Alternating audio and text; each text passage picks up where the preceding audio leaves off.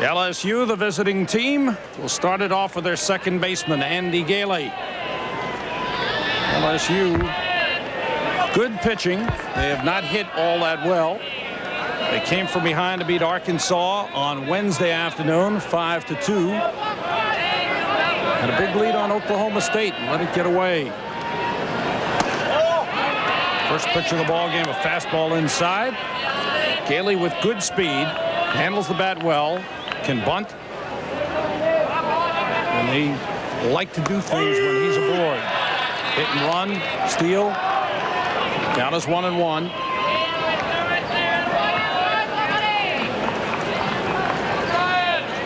Brian Kaiser, a sophomore from Roseville, California. Curveball hit in the air, right center field, and Paul Carey goes over and makes the catch. One man out, top half of the first inning. And if you haven't been with us before, this is a big ballpark. Rosenblatt Stadium in Omaha, Nebraska. 343 down the lines, 370 in the alleys, 420 straightaway center field. A lot of ground to cover for the center fielder. On the coaching lines, Cliff Dees, first base, and Smoke Laval at third for LSU. Brian Kaiser's got to be pumped, Sam. He hasn't worked since the 24th of May. Well rested. Fastball on the outside corner. Kaiser appeared twice in the West 1 Regional, pitched 3 innings and got a save in a 12-1 win over Minnesota, and then pitched 4 innings against Washington State. That was his last appearance. And he was hit pretty good, allowed 5 hits, 4 runs, walked 2, and struck out 4 in that ball game.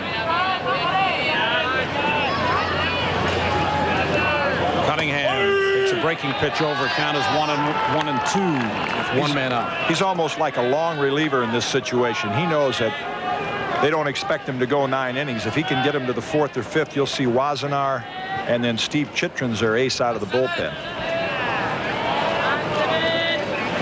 Breaking pitch on the outside corner. Cunningham looking for a fastball. And Joe Morgan mentioned this the other night, Jim. Seems like most of the hitters are staying away from that breaking ball outside. They're not willing to go after it and take it the other way. I think all during the season they're used to a little tighter strike zone, and now the umpires are, as we've said all along, been generous, and yet the hitters have continued to take a lot of those close pitches on the outside. Naturally, a lot of the coach's strategy is wait till 2 strikes before you swing at a breaking ball.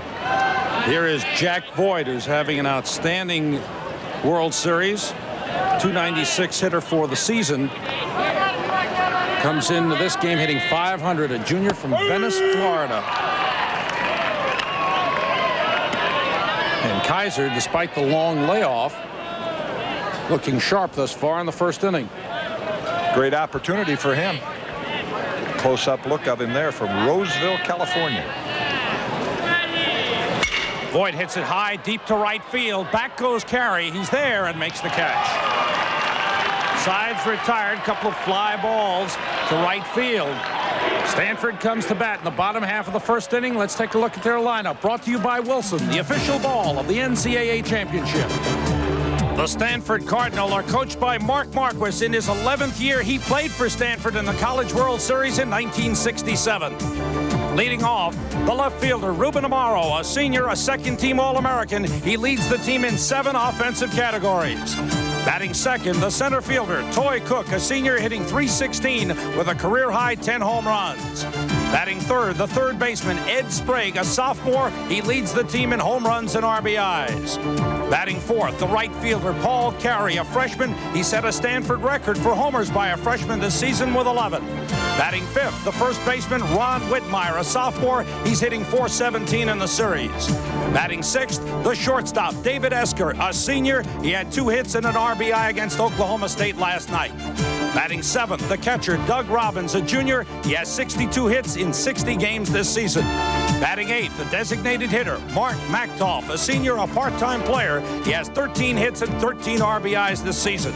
And batting ninth, the second baseman, Frank Carey, a sophomore, hitting .263, but he has 60 hits and 42 walks. Defensively, LSU looks like this. Rob Hartwig in left, Mike Papajohn in center, and Jack Voigt over in right. On the infield, Richie Vasquez at third, David Cunningham at shortstop, Andy Gailey, the second baseman, and Pete Bush over at first. Behind the plate, the co-captain, Craig Faulkner, and co-captain Stan Lower. The senior right-hander on the mound with a good fastball, a curve, a change, and 33 career wins to go along with it. Outstanding control in 84 1/3 innings. He struck out 93 and walked only 30. He appeared in the ball game against Oklahoma State, relieved on Monday night, and finished it up Tuesday afternoon and lasted only an inning. Gave up 3 hits, 2 runs, 1 earned. He walked 1 and struck out 2. Lower had LSU's only win in the College World Series last year, an 8-4 victory over Maine. Facing Ruben Amaro, who bunts it right back to the pitcher. Lower mishandles it. Badly played by the pitcher. He wasn't in good position. He was off balance and should have had it. It's an error for the pitcher, Stan Lower. Now, the element of surprise, that's probably the last thing the pitcher is aware of on the first pitch of the game. He's concerned with getting the rhythm of the mound and the feel of the mound, and all of a sudden the ball bunted right back at him. As you see, Lower should have had that ball easily, and that's what Stanford needs to get their offense going. Amaro on first base. Inviting early trouble. Amaro with good speed, the leading base stealer for Stanford.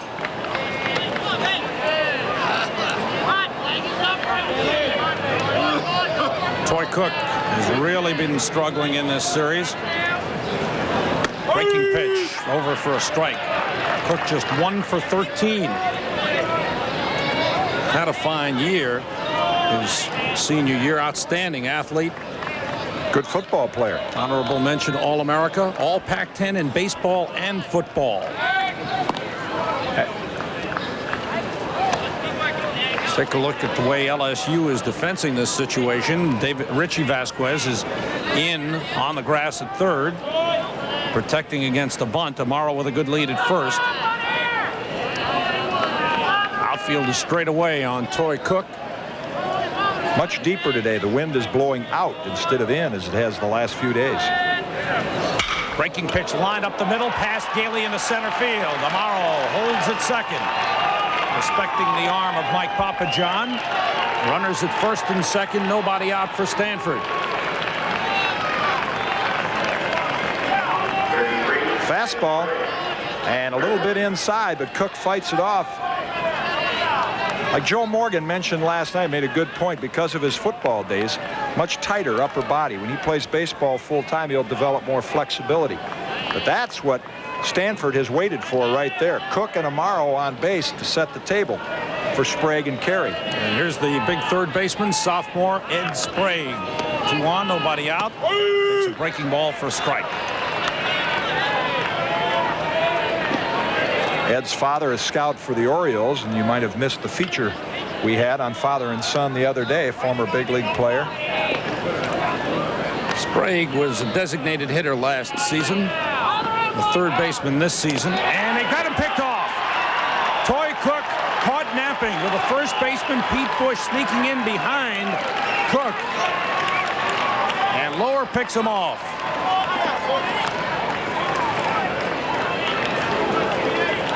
Yeah, that's a no-no right there for Stanford and Toy Cook.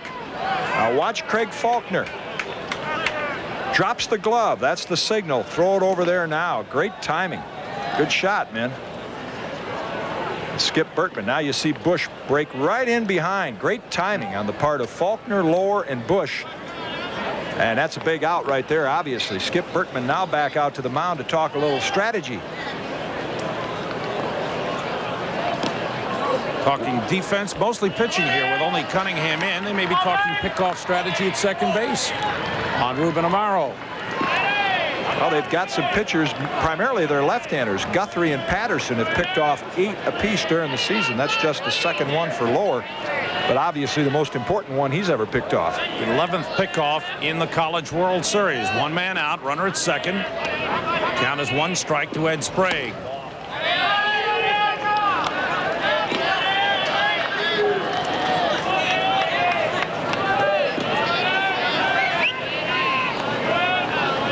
Sprague, leading home run man for Stanford this season. Cunningham sneaking in behind Amaro. But Amaro with a short lead, able to get back. There you see the difference, Sam. Remember, in recent days, we've seen the outfielders have to run in on fly balls with that wind blowing in. Now Papa John and Hartwig in deep left and deep center with the wind blowing out toward left field. Breaking ball. And this is inside. Stan Lower, a senior from Eunice, Louisiana, 22 years old. Career record of 33 and 14 at LSU. This is his 4th year. In Baton Rouge with the Tigers, a fastball foul back. He's got the greatest item in his bio sketch that a man would want to have. He's a scratch golfer. Oof, love it. Be able to throw strikes and shoot par. Count is 2-2 on Ed Sprague. 1 man out. Amaro with good speed, the runner at second. Cunningham, the shortstop, trying to keep him close. Breaking pitch hit in the air, deep right field. Back goes Voigt. He's there, makes the catch. Amaro tags at second, moves on to third. Now, as opposed to the last couple of days when the wind was blowing across from left to right, there's a ball that on Wednesday would have been out of here. Yeah, he hit that ball well to the opposite field. You're right, the wind was pushing the ball toward the right field corner. Not so today, and boy, that makes that pickoff play right there look even bigger. Now, Lower is looking at the Stanford cleanup hitter with just a man on third and 2 out. So the coaches for the Stanford Cardinal, Dean Stotts at third base. Man flashing the signs in the dugout. Third base side is the head man, Mark Marquis. Good fastball to Paul Carey. Freshman from Weymouth, Massachusetts. Great size, 6'4", 210. What a recruit for Mark Marquis and the Cardinals. The Cardinal, I should say, in getting Paul Carey. Lower ahead on the count, 0-2.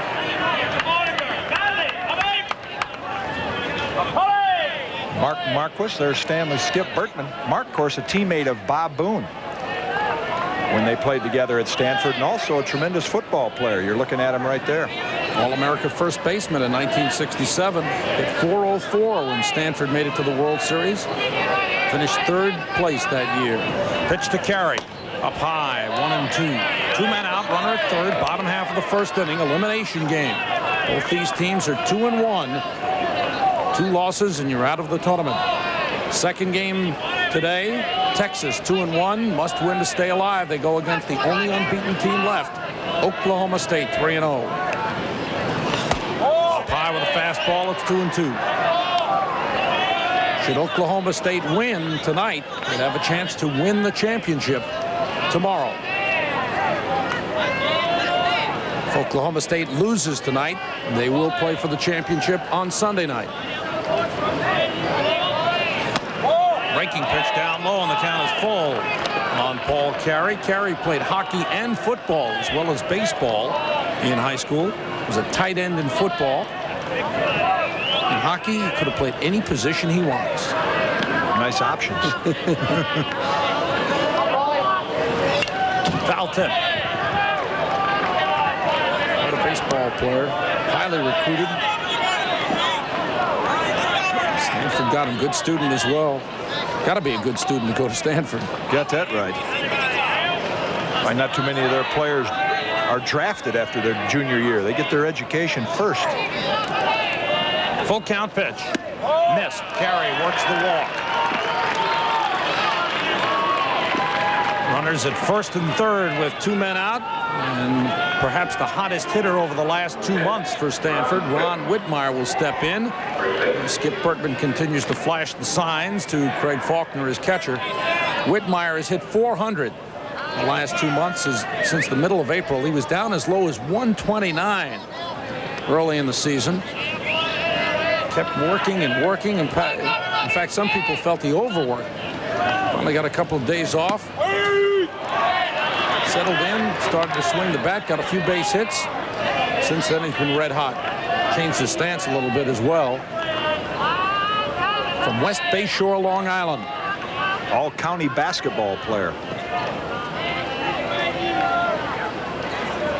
2 out, first and third. The pitch low and inside. Amaro, who opened with a bunt, got on the error by Lower, is now at third. And the man at first is Paul Carey. And that pickoff so very important.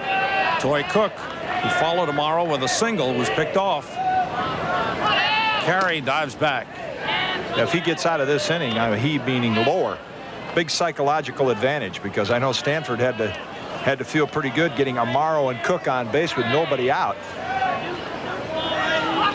So far, they have not been able to put anything together because of that. Slow curveball on the outside corner. Lower got ahead of Carey, and Carey worked him pretty well. Well, he almost walked Carey semi-intentionally. It was like he was saying, I'd rather pitch to Whitmire than Carey. I'm not going to give him anything good to hit, yet Whitmire's been a hot hitter. That's right. Whitmire hitting .417 in the series, 5 for 12. Fastball hit in the air, straightaway center field. Mike Papajohn is there, and the side's retired. Beautiful day for baseball. Temperature in the upper 70s. Not a cloud in the sky. Wind is blowing out. Here's big Craig Faulkner. Check swing, curveball has not been hitting well at all in the series. When you're right, when you say big, boy, you get up. Now, I walk down in the locker room chatting with some of the guys. 6'5", 240. He is a big, strong kid from the same town as Jack Voigt, Venice, Florida, just outside of Sarasota. The curve misses. In fact, he was the athlete of the year there his senior year back in Venice, Florida.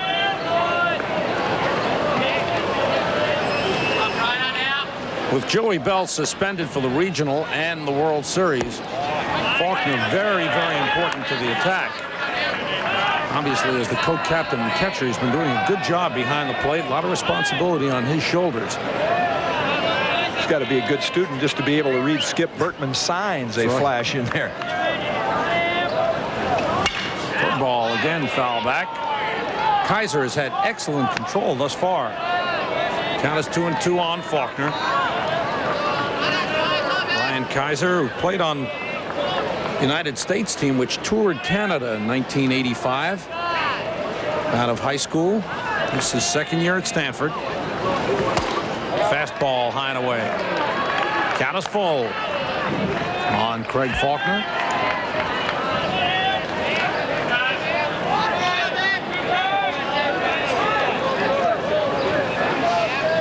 Kaiser with good velocity thus far. Goes with a breaking pitch, and Faulkner fouls it off. That's been a big change there in college baseball and baseball in general. Young pitchers that can get their breaking ball over when they're behind in the count. I mean, you dial the clock back 20 years. Young pitcher would never think of throwing a curveball on 3-2. It's just, here comes the blazer, hit it if you can.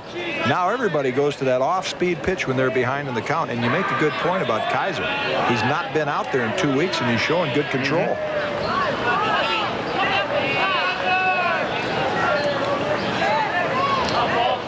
Full count pitch to Faulkner.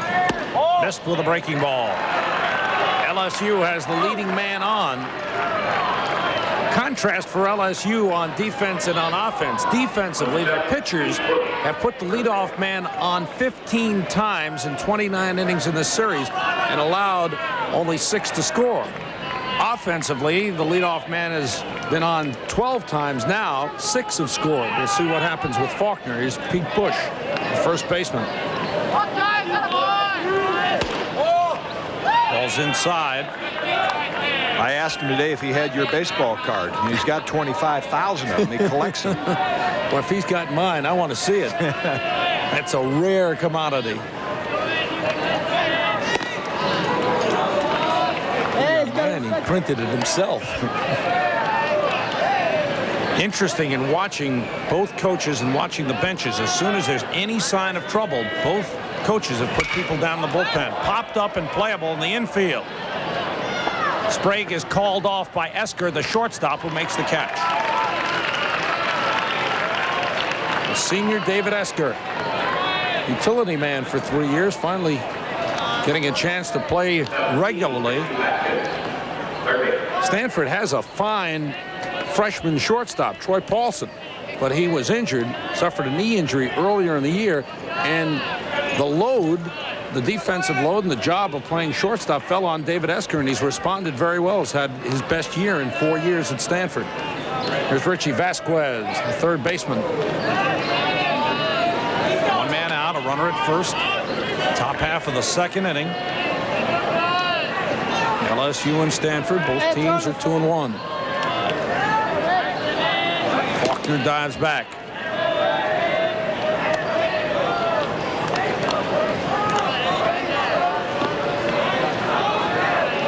Sophomore Brian Kaiser is from Roseville, California. 6 feet, 165. Good fastball. Pulled right by Vasquez. Vasquez, 3 for 11 in the series. Has struck out 3 times. He takes a big swing. Bullpen action. Pitch by pitch, out by out. Here it is, the second inning, 1 man on. Rob Wazenar. Senior right-hander pitched an inning last night. In relief of Jack McDowell. Breaking ball hit on the ground slowly to Sprague at third. Goes to second in time. On to first. Nothing happening and thrown into the dugout. Bad play by the second baseman, Frank Carey. He had no shot at turning that double play on the slow roller. Threw it anyway and threw it wild into the dugout. Well, an error of enthusiasm. They're all pumped up. They know this is such a big game for them. And you're right, a slowly hit ball and no chance at all. The only thing Sprague can do is get the lead out right there. But Carey, you see the throw right there. Not a good decision, Sam, as you mentioned. And right here, Robbins does a good job of backing up, but the ball actually scooted behind him. Catcher Doug Robbins went into the dugout. So now LSU with a runner in scoring position, 2 men out, and Terry Bell, the designated hitter, swings at a breaking pitch. Foul tipped it at the plate. Brother of Joey Bell, who was the star at LSU, but ran into some temper problems throughout the season. And finally, got so bad that the coach, Skip Bertman, suspended him for the regional and the World Series.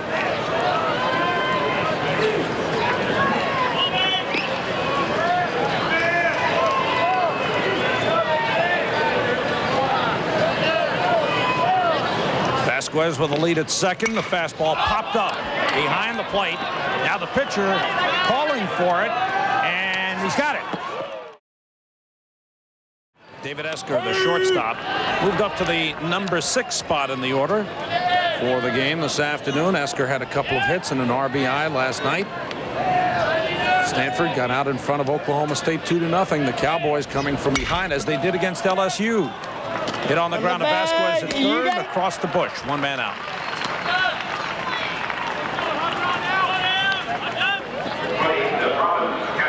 LSU had a big lead on Oklahoma State, 6-1. Oklahoma State rallied back and won the game 8-7 on a home run by Jimmy Berrigan. A game that started Monday night, was suspended because of rain, finished up Tuesday afternoon.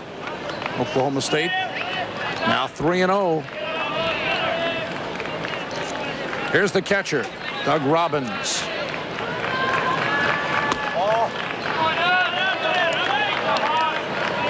One man out. We're in the bottom half of the second inning. Lower 6'4", 210. Big. You see that kind of a swinging leg kick. Most of the time you like to see your pitchers pick the leg straight up, not really swing it that much. Gives you a little better balance and rhythm. The result's been good, though. 33 career wins. Only one SEC player has more, and he's pitching pro ball right now, Jeff Brantley, at 45. Mississippi State. Took a little off that pitch. Count is 2-1. On the catcher, Doug Robbins. Robbins, for 2 seasons, was the backup man to John Ramos, who was a fine catcher at Stanford. Ramos in the Yankees organization. Good curveball from Lower. Count is 2-2. Stan Lower, you mentioned before, Jim, that fine effort he had against New Orleans, went 8 innings, shut him out, allowed only 5 singles. Manuel finished that ball game. LSU won 3-0. And you know, if you can shut them out with Wood and Traxler and Keith Schmidt, we saw them early in the year. They had a good hitting ball club. Both Dan Kite, who if LSU wins today, would probably get the call tomorrow. Kite also pitched a strong game against New Orleans. Fastball line up the middle, a base hit. Robbins on the 3-2 pitch, singles to center. Second hit of the ball game for Stanford. Man on with a man out. Well, this is a high changeup. You see it's up above about belt high, and it's an off-speed pitch. Right down Dodge Street here in Omaha, and that's not where you want that off-speed pitch. You want it low and away, especially to the hitters down in the lineup. They seem to feast on the soft stuff. Here's the designated hitter. With one man out, Mark Machtolf making his second appearance in the World Series. Hasn't played all that much this season. Been used in defensive situations. Runner goes, ball's hit down the right field line. If it stays fair, it's trouble, and it bounces into the corner. Robbins is being waved around third. Robbins heads home and he scores. Machtolf on his way to third, and he is safe. They had the runner going, and it pays off as Robbins scores on the triple by Mark Machtolf. Now, Machtolf usually plays against left-handers, but Jeff Sanger's been having an awful series. Machtolf inserted and comes through. Well, I asked Mark Marquis before the game, I said, why the change in DH? You look at his swing right here. You'll see why. He said, Machtolf has the ability, back control, to hit the ball to all fields. I can hit and run with him. He's a senior. He's got the experience. He's done well in big games. All of those things were true on that swing. A little look at the play at third. Close, but he's in there just. Now LSU brings the infield in as Stanford gets the lead in the ball game, 1-0. A single by Robbins and the triple by Mark Machtolf. Frank Carey, the second baseman, sophomore from El Cajon, California. Handles the bat well. Breaking pitch down low. Count is 2-0. Early in the game, Sam, but they cannot afford to give up any runs. So Skip Bertman has Gailey way in on the grass. Cunningham's given a little ground, but they have got to try to knock this run down at home plate. They cannot afford to give the Cardinal a 2-run lead. Carey's got a good eye. He's walked 42 times this season, has 60 base hits. Was the shortstop last year for Stanford. That pitch is over. Count is 2-1. Sure, Carey looking down right here to see once whether Mark Marquis might want to squeeze this early in the game. They're going to, both these clubs have, we mentioned, struggled offensively. They're going to try to manufacture runs every way they can. Outfield shading Carey to left center field. Breaking pitch swung on and missed. The lower, when he threw that changeup to Robbins, really didn't take enough off that pitch. That breaking ball, that slow curveball, he seems to take more off of. Now, that's the most difficult thing for a pitcher on a straight change. It's different to every hitter. You never know what speed to throw it. Of course, lower straight change is more like a palm ball, and that would have some sinking action on the end of it. That one didn't, the one he threw to Robbins. Runner at third with one man out. Count 2-2 on Frank Carey.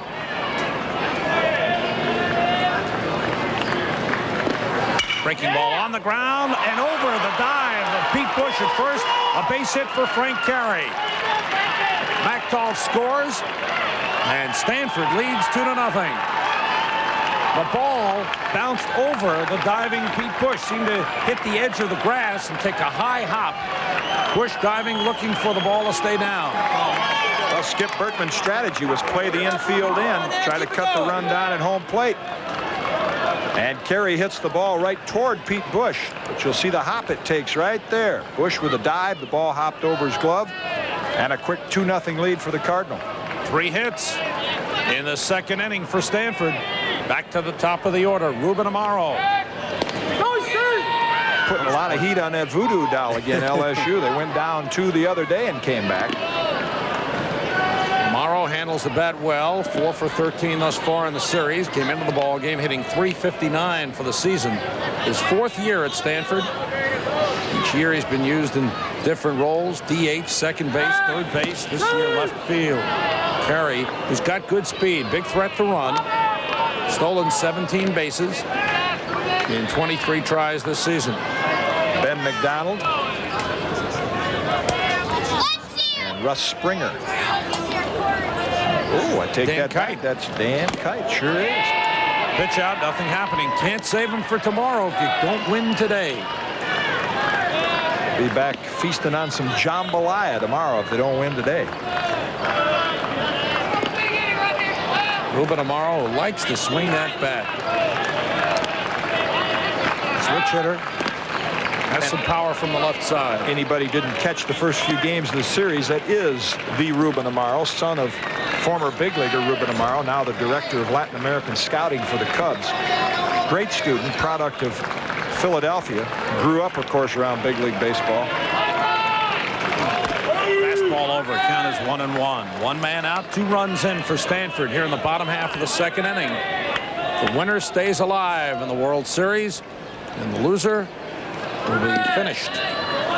Tonight, Oklahoma State 3-0 meets Texas. Oklahoma State has already assured itself of a spot in the championship round. Post play at first. Carey is back. Oklahoma State beats Texas. Texas will be out.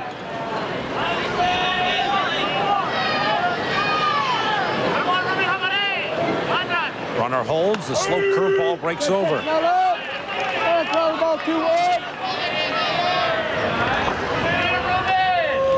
Let's see. Take bunt, hit and run, take it off. See, one of those, one's the indicator.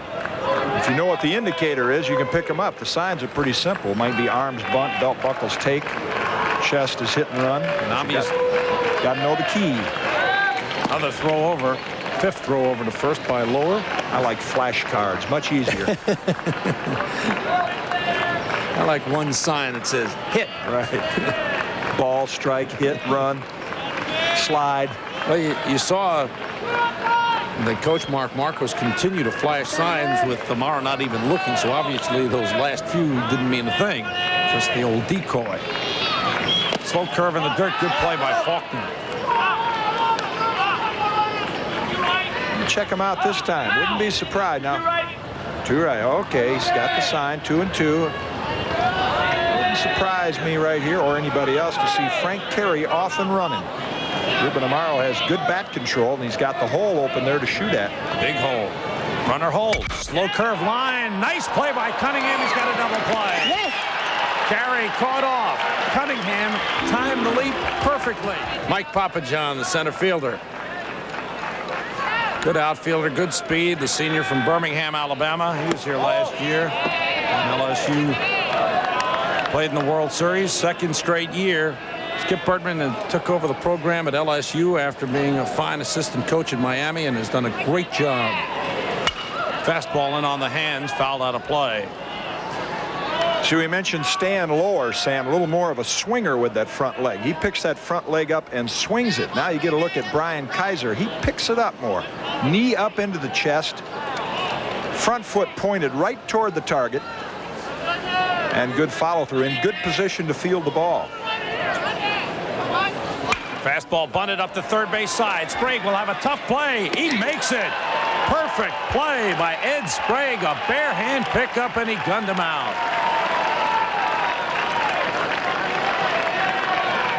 Well, for somebody who is projected to be a catcher on the professional level, we've seen Ed Sprague make some fine plays.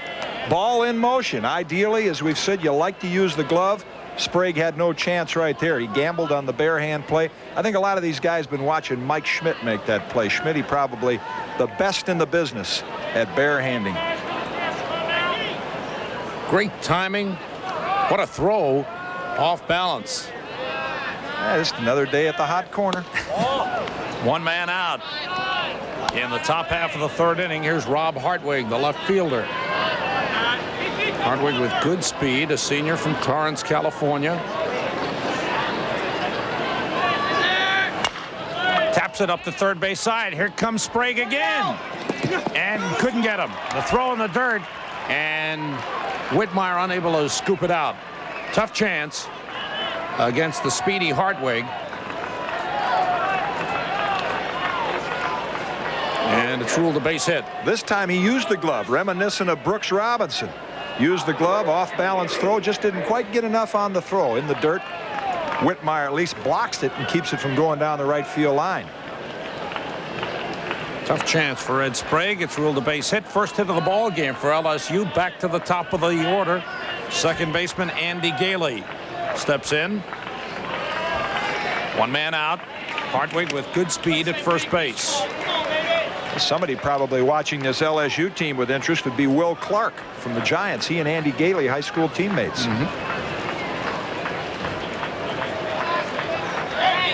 Hartwig dives back. He leads LSU with 41 stolen bases, despite the fact that he's only hitting .256.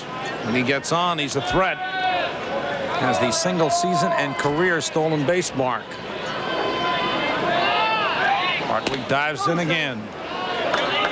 Looked like he had a notion to go right there also. You could tell that first instinct when that weight gets going a little bit towards second base, but the good base runners have that ability to react and still dive back in. Fakes, and breaking ball is over. Stanford leading LSU 2-0. We're in the top half of the third inning. The winner will play again tomorrow night.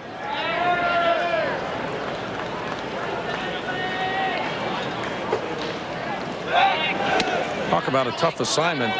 If Stanford stays alive, they would have, in order to win, they'd have to play 4 games in a row.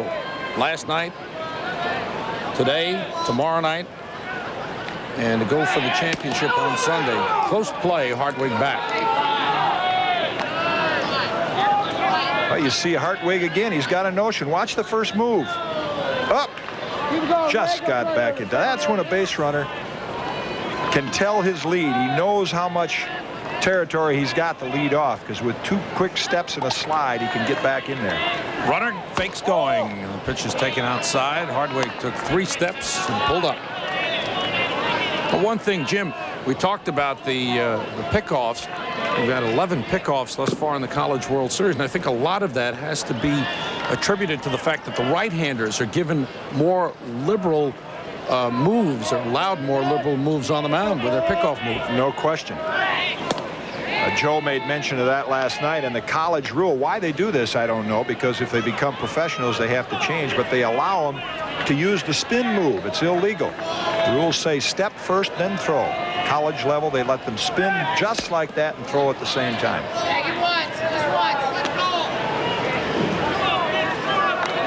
That's kind of deceptive to the runner. Now watch see the spin with that right leg behind the rubber there. Runner goes. Pitch is taken. The throw down not in time. Robbins had trouble getting the ball out of his glove, and Hartwig picks up his 42nd stolen base of the season. Oh boy, you see the jump, and Hartwig just really gets into second gear there, about 30 feet from the bag, and Doug Robbins has to double clutch, and Hartwig's in easily. So LSU down by 2, now with the runner in scoring position, 1 man out. Count 1-2 on the second baseman and leadoff man Andy Gailey. Curveball in the dirt, good block by Robbins, good pickup. Count even at 2-2. Pitcher likes to have confidence in a catcher throwing a breaking ball with a man on base, confidence that he can get out and block the ball. Good job by Doug Robbins. On the ground slowly to second, Frank Carey. On to Whitmire, 2 men out. On to third goes Rob Hartwig. And now David Cunningham will step in. He had a big base hit in the win over Arkansas, helping get LSU going. A 2-run double that tied the ball game in the 7th inning, and he was followed by Jack Voigt, who hit a 2-run homer. LSU won that game 5-2, sending Arkansas home. Guys on the LSU bench saying, "Come on, Opie." That's his nickname. Hitting .350 with runners in scoring position. Good clutch ball player. Throw to third. Spray going over, but Hartwig had a short lead.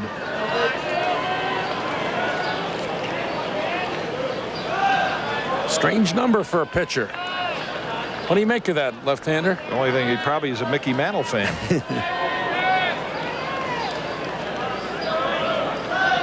Fastball hit hard, base hit. Esker, the shortstop, slipped. And any chance he might have had at getting to that ball was wiped out. RBI single for David Cunningham. He comes through, and LSU building that run nicely. The infield single, a stolen base, a grounder to second, and the ground ball single by Cunningham. Does look like Opie. As you said, a clutch hit. Esker just coming into your picture there, and at the start of that move, he lost his footing just for an instant. Don't know even if he backhanded it, whether he'd have had an opportunity to throw Cunningham out. And here's the big hitter in the series for LSU, Jack Voigt. He swings at a breaking pitch. Points out, Sam, the difference. I mean, you talk about just the small margin of things happening in the game of baseball. Ruben Amaro hits a rocket right at short for a double play. Cunningham hits a little ground ball. RBI. Outfield slightly pulled toward left field on Jack Voigt. Voigt has taken the pitch to right field very well in this series. Has 2 doubles, 2 triples, a home run. 7 for 15. 2 men out, a runner at first. Stanford leading 2-1. We're in the top half of the 3rd inning. Cunningham has 15 stolen bases, as you see, but not great speed. They've thrown him out 10 times. But pick his spots. And Voigt tends to swing and miss a lot. He's struck out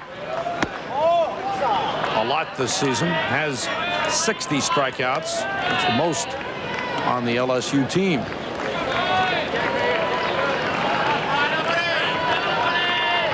Count is 1-1.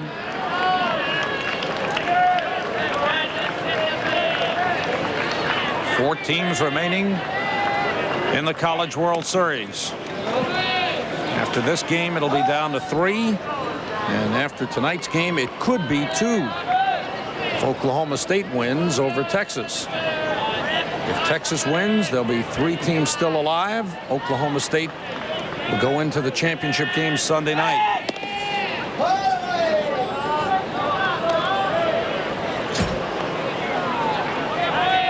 Oklahoma State last won the NCAA championship in 1959. Had a down period, but the program turned around by Gary Ward. In his 10 years there, he's won over 500 games. They got him. They picked him off. Good move by Kaiser. Chalk up another pickoff in the series. That's the 12th. Here's Toy Cook, who's been struggling in this series, but he got a base hit his first time up. Then got picked off. Nice curveball from Stan Lower. Stanford threatened in the first inning when Amaro led off with a bunt that was mishandled by the pitcher. Lower. Cook singled, and it was 1st and 2nd with nobody out. Then Cook was picked off. Stanford got Amaro to 3rd. Paul Carey, the cleanup man, walked, but then Lower was able to work out of it by getting Whitmire. Bottom half of the 3rd inning. Curveball is down low. It's 2-1 on Toy Cook. Outstanding speed. It was his speed that rattled Texas Tuesday night, leading Stanford to a 6-1 win. Stole 3 bases in that game. That was 2-2. That was their best game offensively. You could tell from watching that game the Stanford offense was in a good rhythm, and they had Texas back on their heels, and they won the game 6-1. They didn't get many hits. Only 5 hits, but they got 6 runs. Curveball on the ground to 3rd. Vasquez, tough hop. The throw is just in time. Tough chance for the 3rd baseman. He handled it well. Richie Vasquez says Ed Sprague's not the only one turning the hot corner cool. Boy, that's the toughest hop for an infielder right there. When you're on the move and you get that, they call it an in-between hop. If it hops near the ground, that's easier, and if it hops up chest high, that's easier. But that in-between one, and Vasquez picked it and threw him out. Great play. One man out. Here's Ed Sprague, the third baseman. You talk about being around baseball. Ed Sprague's father, of course, we mentioned, a pitcher in the major leagues for 8 years with 4 clubs. And Ed's father bought a piece of an A-ball team in 1979. His stepmother bought the majority ownership. I think she totally owned the Lodi Dodgers, also in the California League. So you had mom and dad owners of 2 separate teams in the California League, and there was Ed around those teams and around the batting cage. Be nice having them compete for your services. Or you sit with your parents bidding against one another to see which team you're going to play for. Parents have since sold the teams. Friendly competitors. Good breaking pitch from Lower.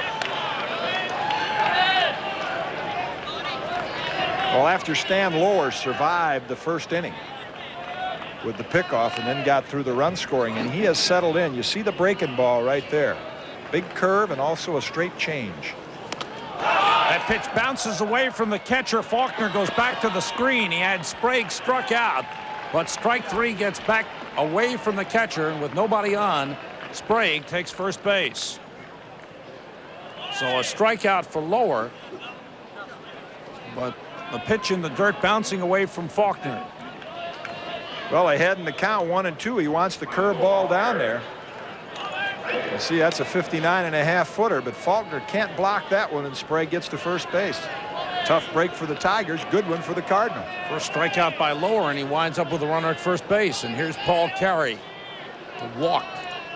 Those 2 hits for Carey came in last night's game against Oklahoma State. Hit in the air, foul down the left field side and back into the bleachers, which are starting to fill up. There's a couple interested spectators, Sam. We know who they're pulling for. Son Stan trying to lower the boom on the Cardinals. Like it. Bottom half of the third inning. Stanford leading 2-1.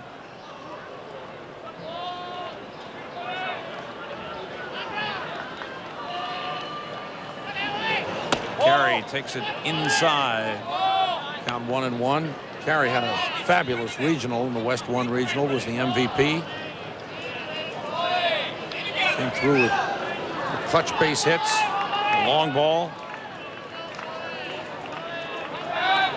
Good move by Lower.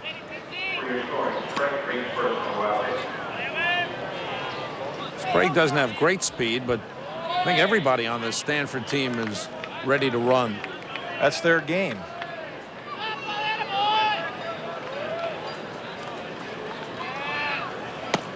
Pitch taken inside. Carey set a freshman record with 11 home runs this season at Stanford. He's got good power.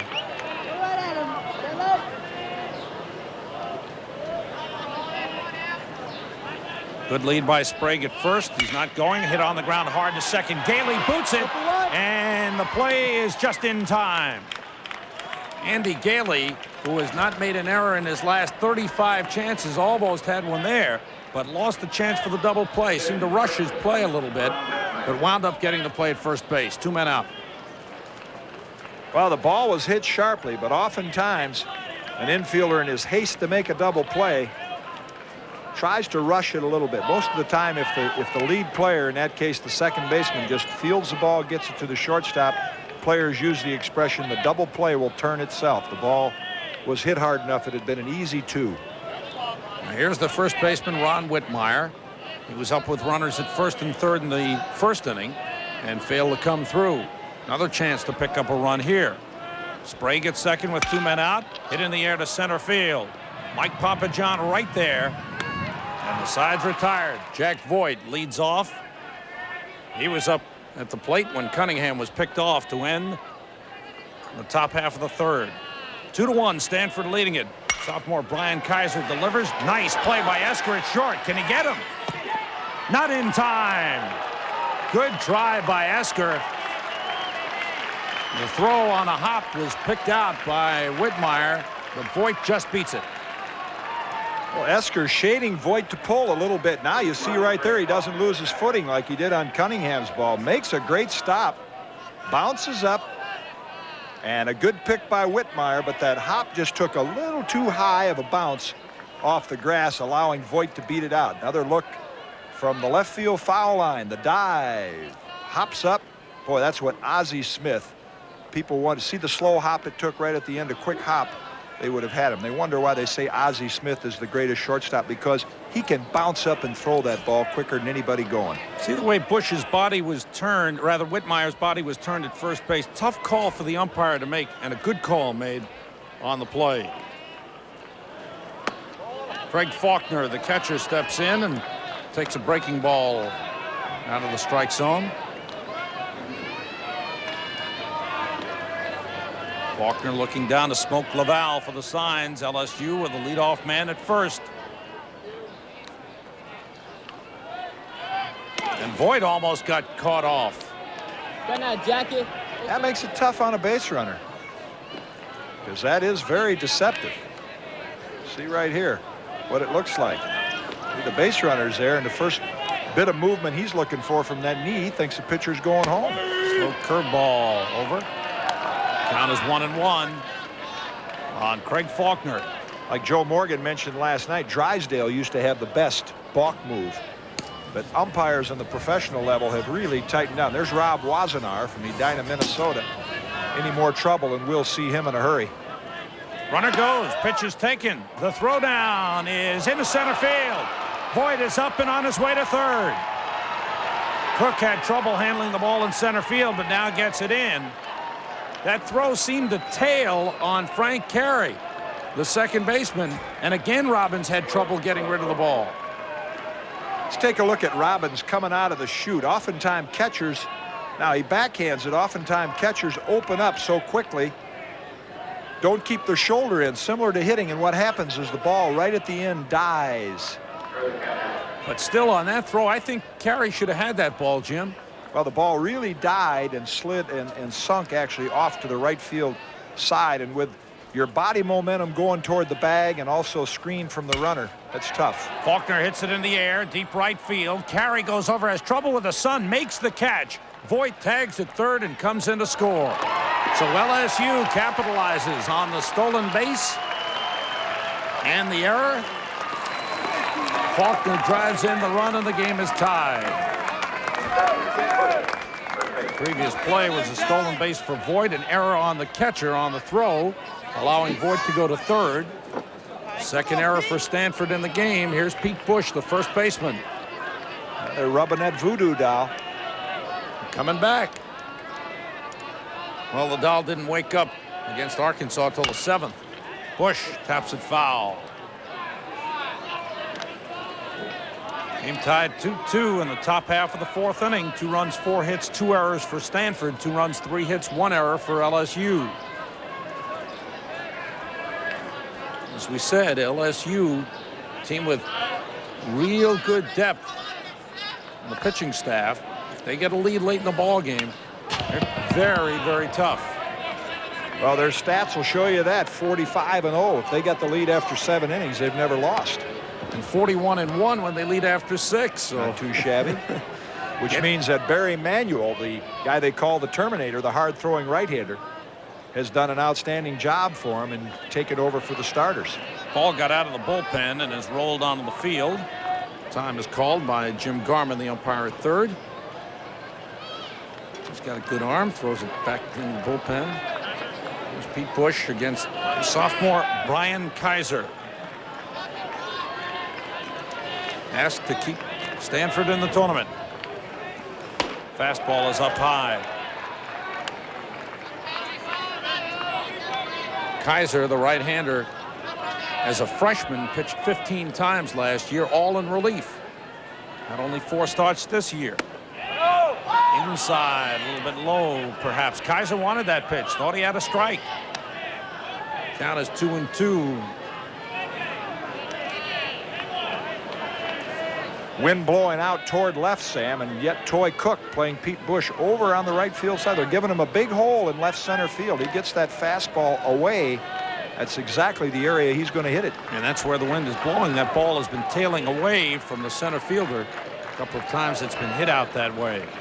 Fastball inside. The pitching Bush inside. Count is full on LSU's first baseman. Bush took over as the starting first baseman midway through the season. Walked him.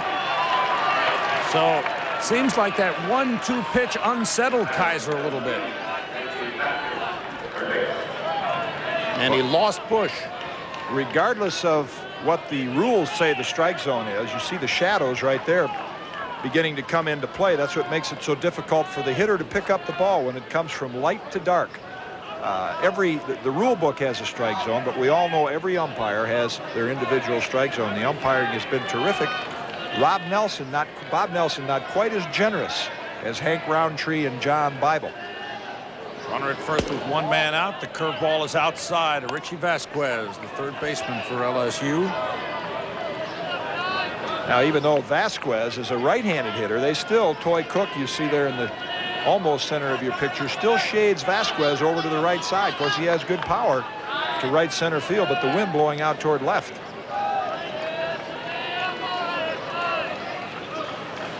Fastball pop foul high down the right side, will land in the bleachers. Wind brought that ball back a lot, and the fielders have to be aware not to give up on a ball down the right side. I think if Mark Marquis can get through this inning with Brian Kaiser, he's going to feel like Brian Kaiser has done the job for them. Tie game through. Kaiser will have thrown 4 innings. He will then have Wazenar, the experienced pitcher, and Chitrin to go to late in the game. So could be seeing Kaiser for the last time. Stanford defeated Georgia 3-2 and beat Texas 6-1 before losing to Oklahoma State 6-2 last night. 1-1 pitch. Slow curve, stays up high. Now behind on the count to Richie Vasquez. Stanford had the one bad inning last night. McDowell otherwise pitched very well. Went 7 innings. But in the 6th, after having allowed just 1 hit, he was roughed up for 6 runs on 5 hits. Breaking pitch fouled out of play, out of the ballpark. I love Richie Vasquez have hobbies. Great hobbies. We've mentioned them before. Right. Running on the beach and eating in fine restaurants. I mean, how can you beat that combination? Well, he runs on the beach in the morning, takes a little nap, and goes to the fine restaurants. Comes out and plays a little third base. From South San Francisco.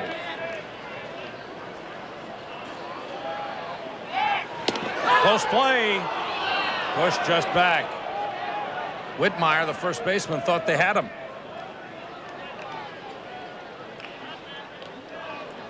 There's that head movement. See, just about every runner has had a notion to start towards second base because you pay attention to that pitcher's front leg.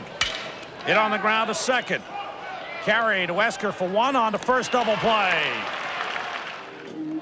The game with Stanford started Saturday night, finished Sunday afternoon because of a rain delay, and Stanford held on, the game with Georgia, that is. And then the winner's bracket game Tuesday night, Stanford just outrunning Texas.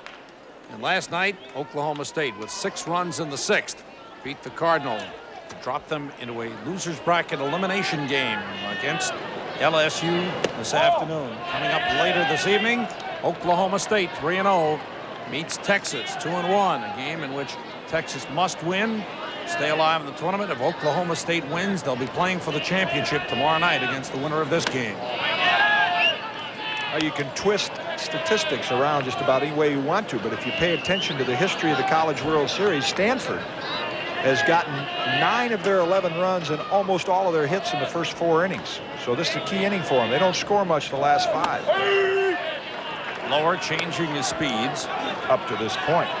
Now we're talking about stats. We've got 2 great guys in our booth, Dave Dare and Chuck Freeby, that have helped us out with these stats, and I certainly want to thank them before I leave for the fine work they've done for me, for all of us. Check swing, good pitch, tough pitch. Esker fell down getting out of the box and has no chance to leg it out. Gailey makes the play.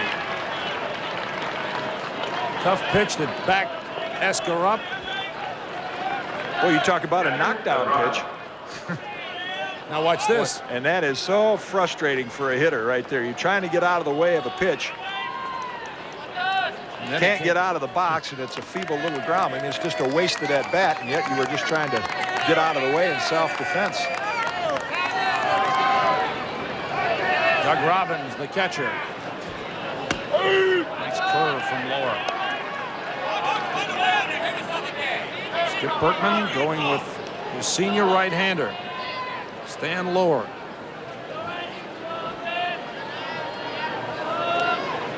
You know, that would be a special game for both of those guys if LSU were to win and Lohr were to win, because he is the first player Skip Bertman recruited when he took the head job at LSU.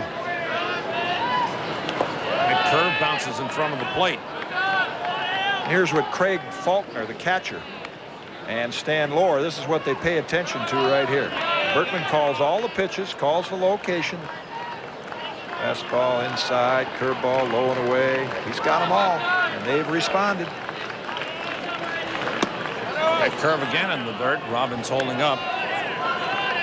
The last several years, Jim, a lot of players have been playing internationally for the national team in the United States. Robbins is one. He played on a team that toured Japan in '84. We're seeing a lot of that recently. Teams touring Canada, the Orient.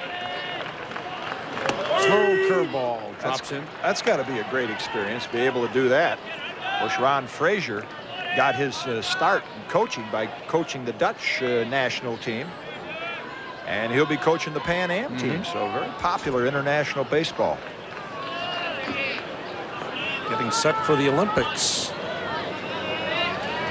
Slow curve popped up in the short right field. Gailey, the second baseman, looking toward Voigt. The right fielder comes in. Tough chance. Again, that tough sun field in right field. Voigt making the basket catch as he called the infielders off to make the play. 2 men out here in the bottom of the fourth. Right field's the tough field, as you can see right there, Rosenblatt Stadium. Jack Voigt, the old Willie Mays basket catch. But Willie did it intentionally. I think that time Jack was forced to do it, to surround that ball. Hung the curveball, and Machtoff gets his second hit of the ball game. Mark Machtoff, the DH, inserted into the lineup because the left-handed hitting Jeff Sanger was really struggling, and Machtoff is 2 for 2. He tripled his last time up, driving in the first run of the ball game for Stanford. Coach Mark Marquis was right on about Martin Machtoff. He said as a senior, he is in a DH, he has really come through in some big games for him, and he's hit 2 balls right on the nose in this one. He's now 3 for 4 in the series. Here's Frank Carey, had a ground ball single to drive in the second run in the second inning. Fastball inside. 2 men out, a runner at first. For Stanford, we're in the bottom half of the fourth inning. This is game 12 of the NCAA College World Series. It could go 14, it could go 15. You'll know more after tonight's game between Oklahoma State and Texas. I know for sure. They don't think Carey can pull Stan Lohr, Sam. Look how they're shading. Papa John left center, Voigt way over, giving him the entire right field line. Last time, close play, Machtoff gets back. Last time, Carey hit it down the first base line, and Bush dove and missed it. Well, interesting, if you defense a player like that and swing him way around, now if Lohr throws that big curveball to Carey, there's one area he's going to hit it. He's going to pull it down the first baseline. And there's pulled. Great play by Bush. Oh, an outstanding play. Terry Bell, the designated hitter, leads off the top half of the fifth inning.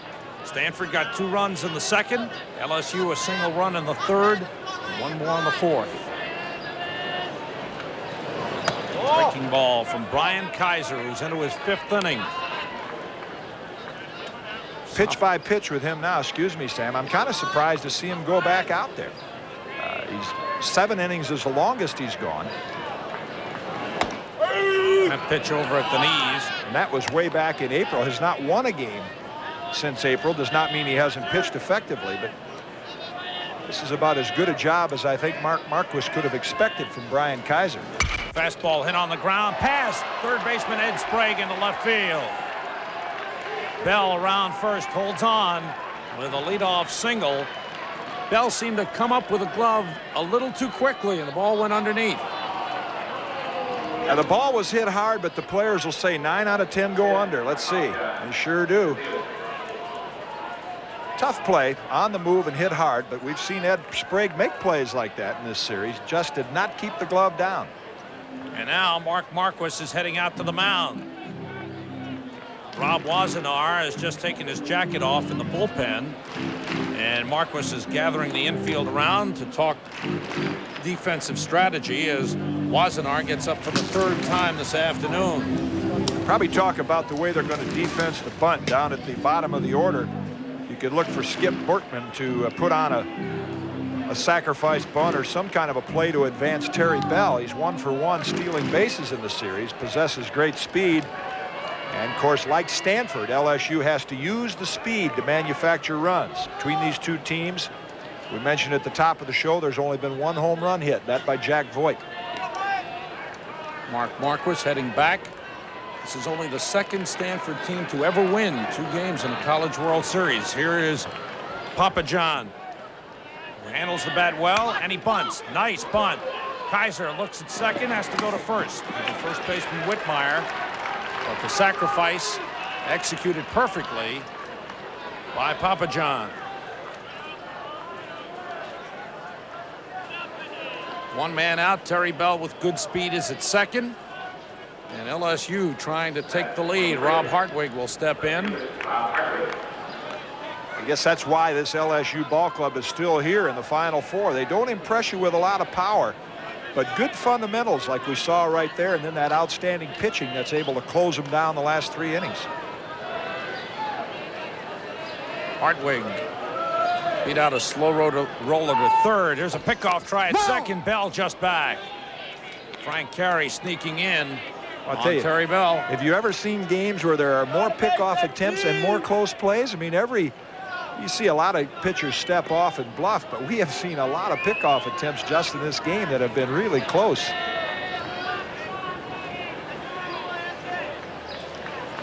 Fastball popped foul.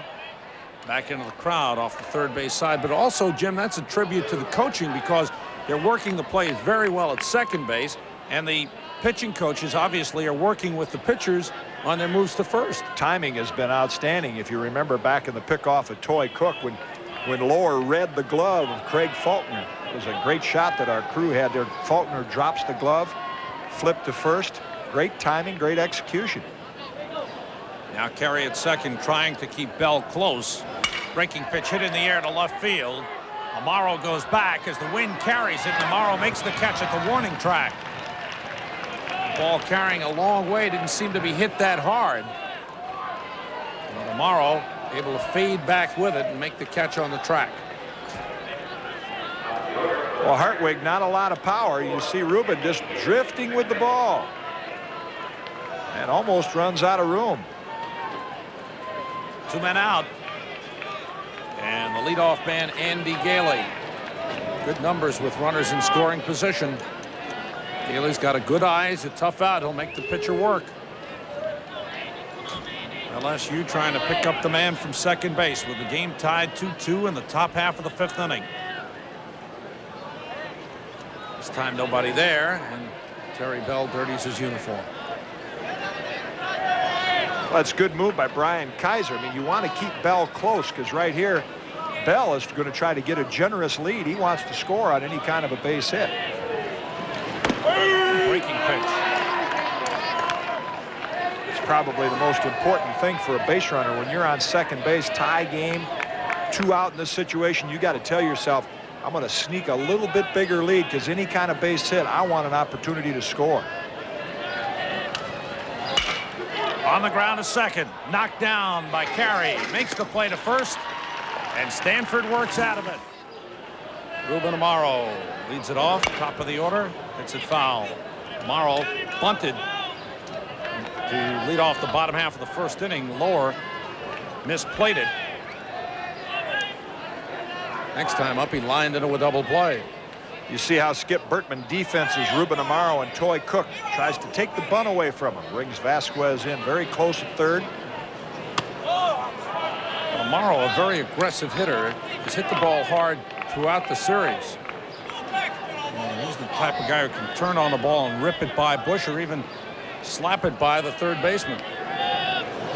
Down low. Cardinal, to win this game, is going to have to reverse their stats from the first three. They have not been productive from the fourth inning on, scoring only 2 runs and getting only 7 hits. On the inside corner, good pitch. Talked about the job Brian Kaiser has done for Stanford. Stan Lower certainly doing the job, and if you get late in the ball game, Barry Manuel will be ready. That curve got away from Lower. Kaiser has done his job, I believe, as we saw Wassenaar throwing a little bit last inning and now walks in with his jacket on. I think he will be the Stanford pitcher in the 6th inning. So good job by Brian Kaiser. Full count. Struck him out. Foul tipped and held on to by Craig Faulkner, the catcher, and Ruben Amaro is struck out. Big pitch by Lower. Now we get into the middle of the game. The outs get bigger and bigger. Keep Amaro and Cook off the bases. There you see the fastball just a little above the belt. Good movement to it. Big strikeout. Only the second time Amaro has struck out in the series. Breaking ball hit on the ground to Vasquez at third. Easy play. 2 men out.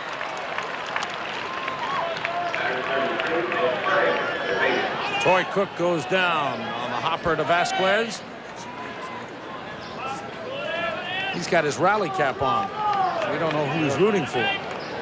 Well, he gets Amaro with the fastball. There you see that palm ball changeup. The one to Robbins hung. Robbins got the base hit. The one to Cook. Nice sinking action at the end. Easy ground ball. Ed Sprague, the third baseman, fouls it off the right side.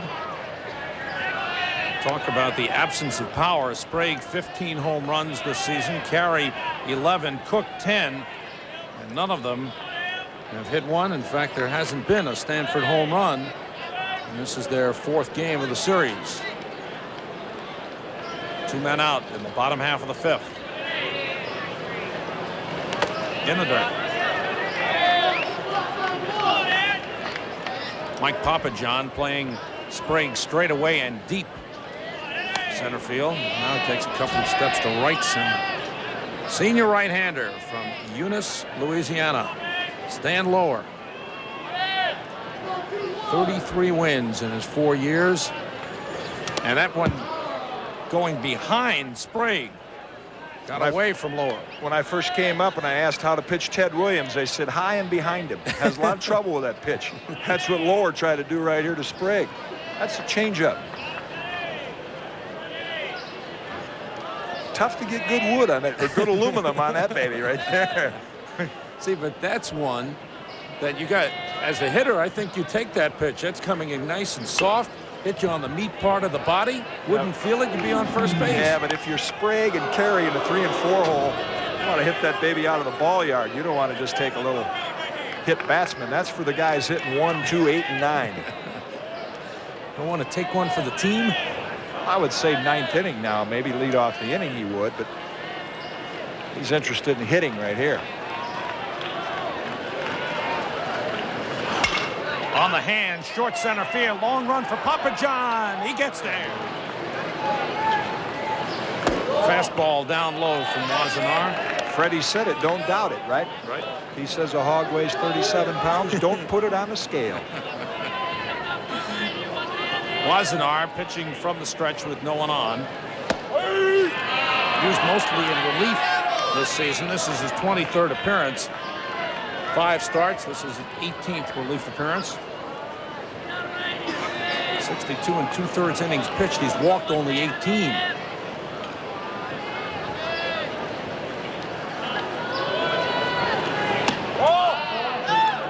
And he falls behind Dave Cunningham.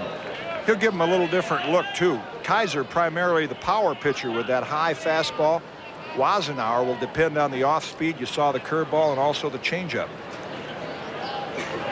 Cunningham hits it hard. Esker gets over. Good play, but he dropped the ball as he took it out to make the throw. Esker dropped the ball, and it's an error on the shortstop.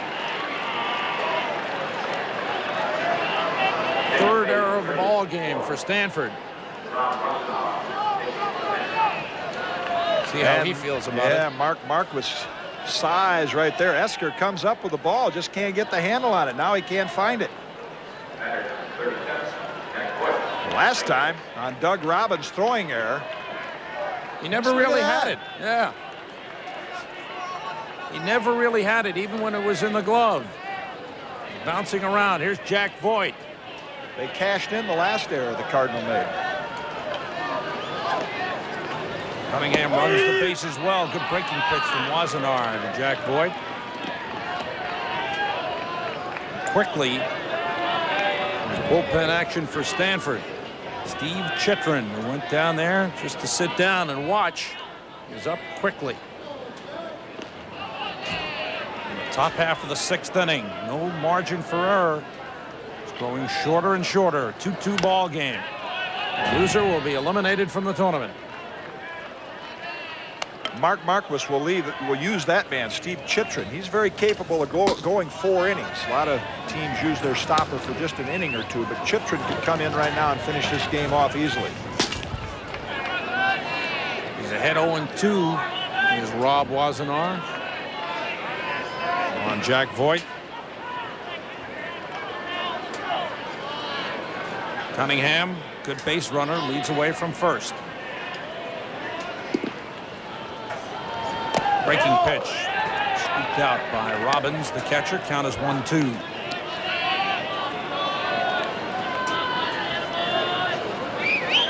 Voigt looking down a Smoke Laval for the signs.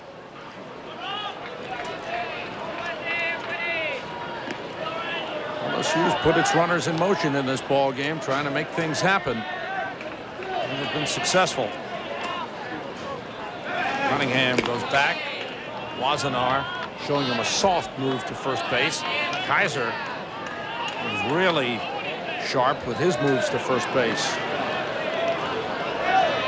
Picked off the runner.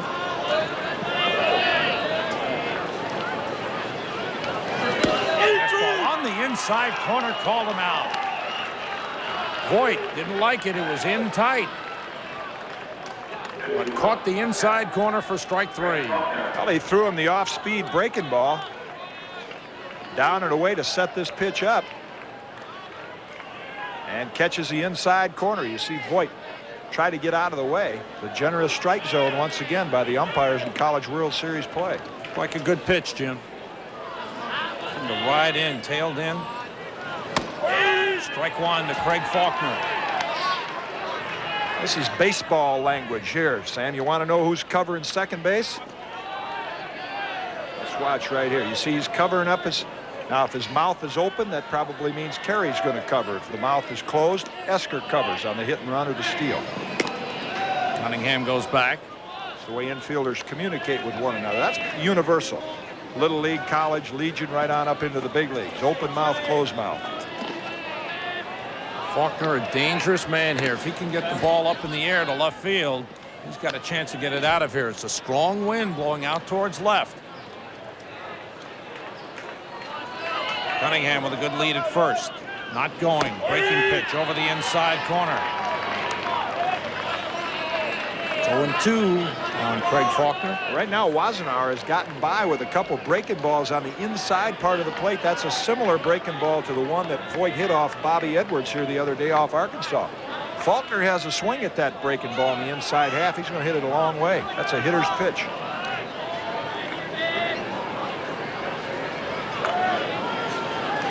Outside with a breaking ball.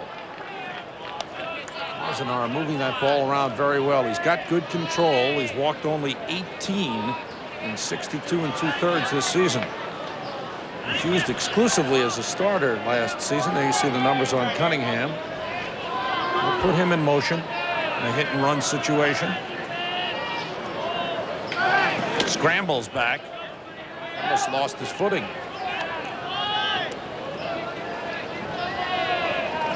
Wassenaar up to brush himself off. Count 1-2 on Craig Faulkner. With one man out, we're in the top half of the 6th inning. Stanford and LSU tied 2-2. Oklahoma State and Texas meet later tonight. Runner goes. Pitch is swung on and missed. The throw down is there. Not in time. Ball got away from Carey. And it's a stolen base for Dave Cunningham. Cunningham's 16th stolen base, and his mother enjoyed that steal. Well, the ideal pitch to steal on. You see the jump Cunningham gets. And it's the off-speed breaking ball in the dirt. Robbins does a good job of picking it and throwing. But the good jump and the off-speed pitch enabled Cunningham to get there. Robbins got a good throw off, Jim, but it seems like it takes him a little bit too long to get rid of the baseball on the throws down. He's had a little trouble today. This is one thing, of course, scouts look for. They like to see a catcher not only with a strong arm, but a quick release. In that case there, Carey covering second base was the result of the infield language we were talking about. Now here's the situation. 2 men out, runner in scoring position. They're pitching to the left-handed batter. The pitch in the dirt blocked by Robbins, with the right-handed hitting Richie Vasquez on deck. The first 2 pitches have been way out of the strike zone. It's the old pitch around him. Don't give me anything too good to hit, which can be dangerous. That one's in, little low. The reason I say that is there are some pitchers that have that kind of control that you can say, hey, pitch around a hitter. But primarily, I think a pitcher would like to say, hey, there's Richie Vasquez right there. You'd like to say, let's try to get him out or let's walk him. That's one right. or the other. On the inside corner. Because oftentimes a pitcher, in trying to pitch around a hitter, starts to steer the ball, doesn't put his good stuff on it. You end up throwing a mediocre pitch up there in a key situation. If it's a guy you don't want to pitch to, why give him a chance? If you make a mistake with a pitch, Bush is the type of guy that could cost you a run. 3-1. Ground ball slowly to short. Here comes Esker. Big hop. He throws him out. Sides retired. Guthrie's 21st appearance of the season. His 7th relief appearance. 8-4 record. 2.67 earned run average. He pitched against Oklahoma State on Tuesday afternoon. Tim Brando alongside the LSU dugout. What'd you find out? I talked to Skip Bertman, and Guthrie has some arm problems, some elbow problems. He checked it out. He said he could go, and that's why he's in against the lefty. Paul Carey leading off for Stanford in the bottom half of the 6th inning. You got guys want to win a championship, Sam. The arm doesn't hurt when it comes down to World Series time. You got a long time to recover. Obviously, if he was injured, he would not want to pitch, but just a little tenderness, that'll go away. Breaking pitch just missed the outside corner. Count 2-1 on Paul Carey. Behind Carey is Ron Whitmire, another left-handed batter.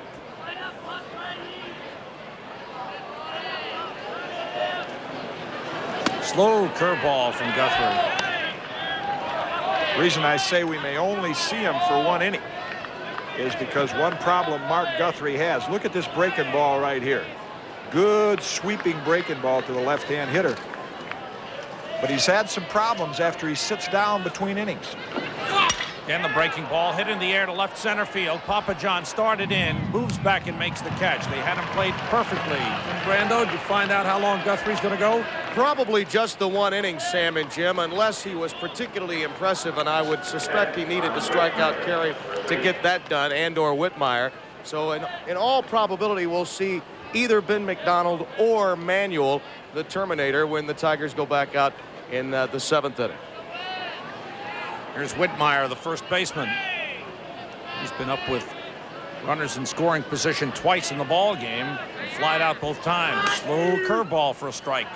I can appreciate what Guthrie is experiencing, because as a pitcher, you can get warmed up and you get your arms stretched out. You get out there an inning of competition, but then sitting down on the bench between innings, it'll tighten back up. Difficult to go out and get it loose again. You can notice about Guthrie is the cap. He's a left-hander. talked about that throughout the series. Slow curve, waved at by Whitmire.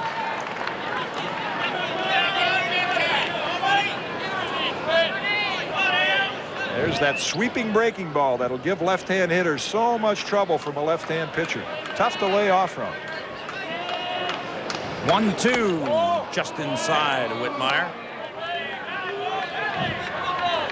Look where Mike Papajohn is playing the left-handed hitter in center field, way over to left center. He knows Guthrie is going to try to pitch him outside. Slow curve struck him out. Fed him nothing but breaking balls. Uncle Charlie. And that's Mark Guthrie's wife and baby. Having a good time. Only married player on the LSU team. Wow. Good pitch. Like to have one of those. Fuck, you did have one of those. I did. I say I want to have one now. Well, how about one of those Tommy John operations? Give you a new arm. I'd try that. David Esker, the shortstop, with 2 men out and nobody on. Again, Stanford bats getting very quiet as the game has moved along. They got the 2 runs in the second inning. And that's been it. Senior shortstop hits it hard, base hit left field. 2-out single for David Esker.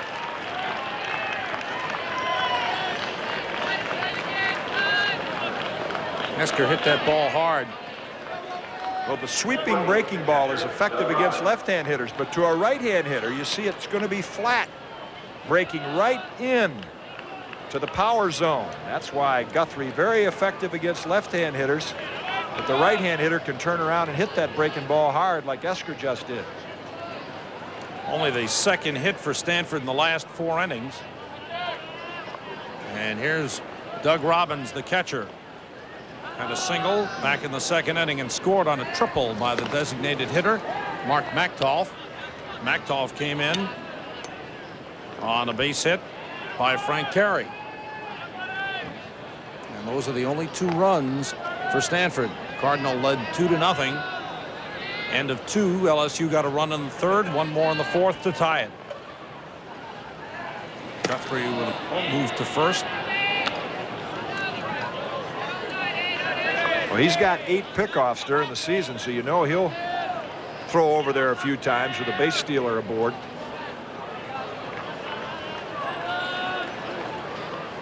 Esker moving back as Guthrie delivered that pitch. A slow curve over to Robbins.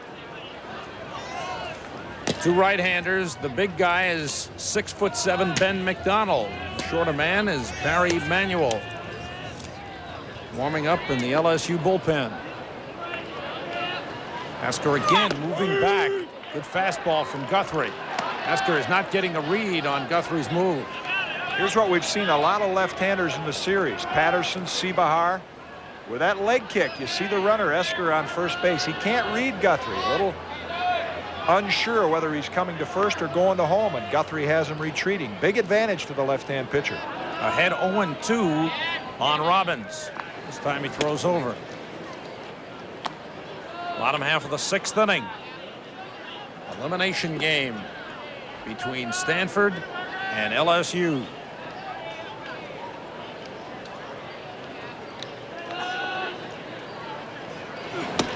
Just missed the outside corner. Again, Esker getting no jump off first base at all. He's been moving back every time Guthrie is delivered to the plate.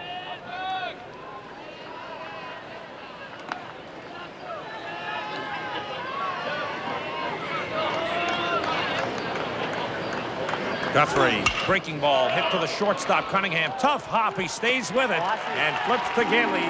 The side's retired. Hey, Lewis, there's a look at the Final 4 pitching. It's been a pitcher's series. And you know that big number, Oklahoma State, the team that everybody frowned upon when they talk about pitching because they emphasize their hitting. Pat Hope has changed that, and Marv Rockman as well. Hope giving them 2 complete games. Seventh inning here. Richie Vasquez says, I'm going to try to dial 8 long distance. He wants a 1-run lead here. He knows the Tigers usually hold those after 7 innings. The third baseman, Richie Vasquez, facing Rob Wassenaar. Senior right-hander. Good pitching on the hands. High hopper to Sprague at third across to Whitmire. 1 out in the 7th.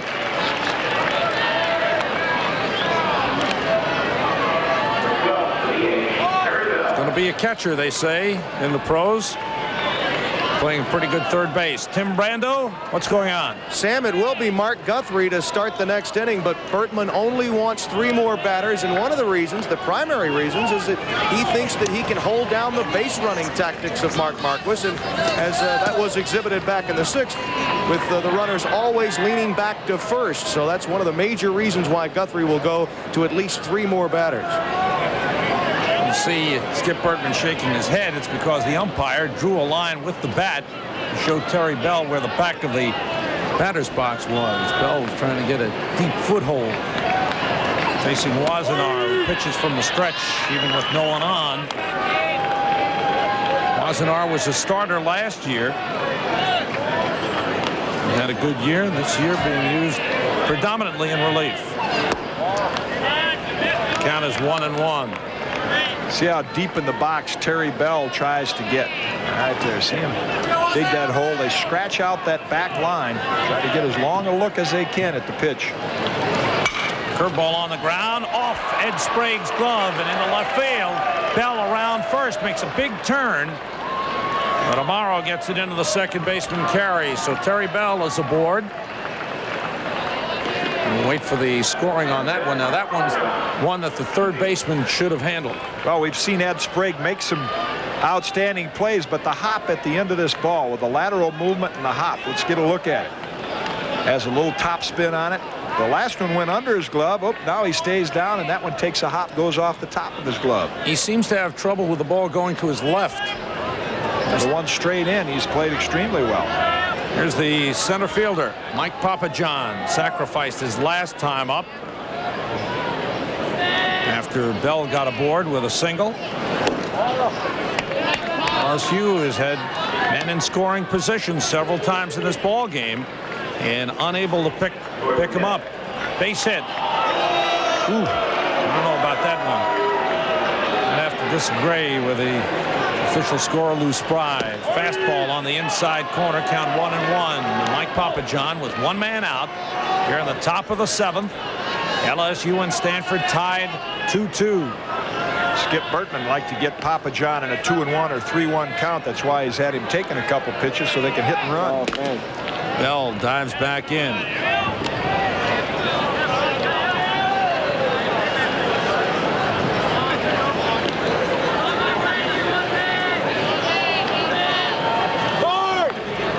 Time is called.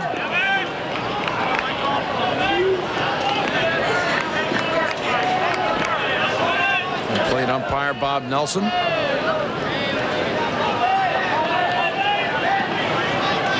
Terry Belle with the lead at first, a short lead. Wassenaar with a quick move. First time we saw the real quick one from Wassenaar last inning. It was kind of a soft toss, medium toss. That time sending a message to Belle. Breaking ball down low. 2-1. Well, you see him swing Papajohn way around toward right field, the Stanford defense. And right here, if Skip Bertman guesses fastball from Rob Wassenaar, Sam, I think we could look for a hit and run play. Belle with a lead at first. He's holding. Curveball. Misses outside. Wassenaar behind on the count, 3-1 to Mike Papajohn. Somebody picking us up for the great one. Steve Chitrin warming in Mark Marquis's bullpen. Fastball. Count is full. Boy, that's a surprise right there. Here we are in the 7th inning of a ball game where they're trying to score a run. You got a 3-1 count. Speed on the bases. The runner doesn't go and the hitter doesn't swing. Kind of cautious baseball. Belle with a lead. For the first. Part of it could be with knowing your base runners. Belle has been caught off in this World Series as well. One of those players picked off, and maybe trying to get that extra step. The way the right-handers have been throwing over, Skip Bertman may be playing it safe. Well, usually games, and especially big games, are won with aggressive plays and aggressive players. Belle with a good lead at first. Runner goes.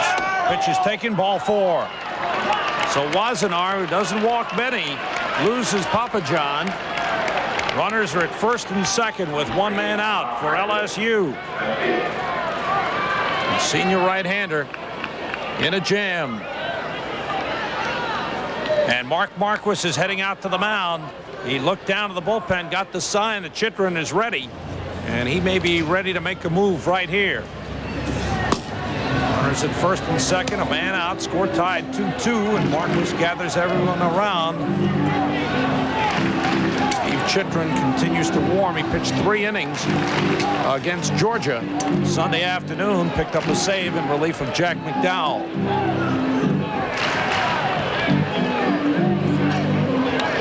Wassenaar will stay. Marquis telling his defense what he wants them to do. Hartwig at the plate is a man who can bunt. Tough to double. Great speed.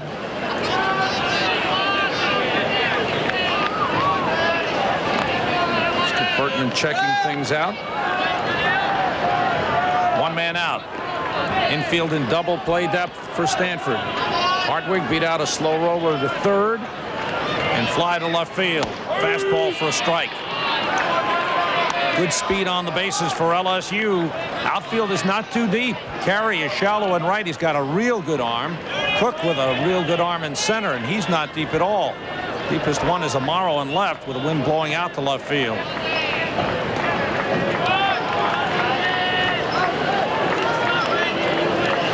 Fastball, good pickup by the catcher Robbins. Count is 1-1. Senior left fielder Rob Hartwig.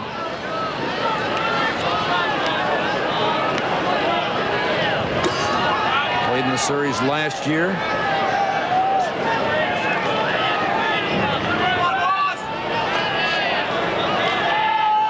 Pickoff play was on, but Wassenaar did not throw. The second baseman Frank Carey came in behind Terry Bell. Stanford doing a good job of keeping Bell close at second base. He does not have a big lead at all and is being very careful, very tentative the way he's getting off.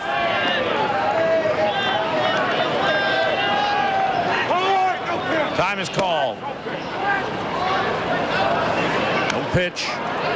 Good point you make about Bell at second. He was out there a couple of innings ago, and this stage of the ball game, that can be ever so important. This guy on second base getting an extra step or two, beating a close play at home.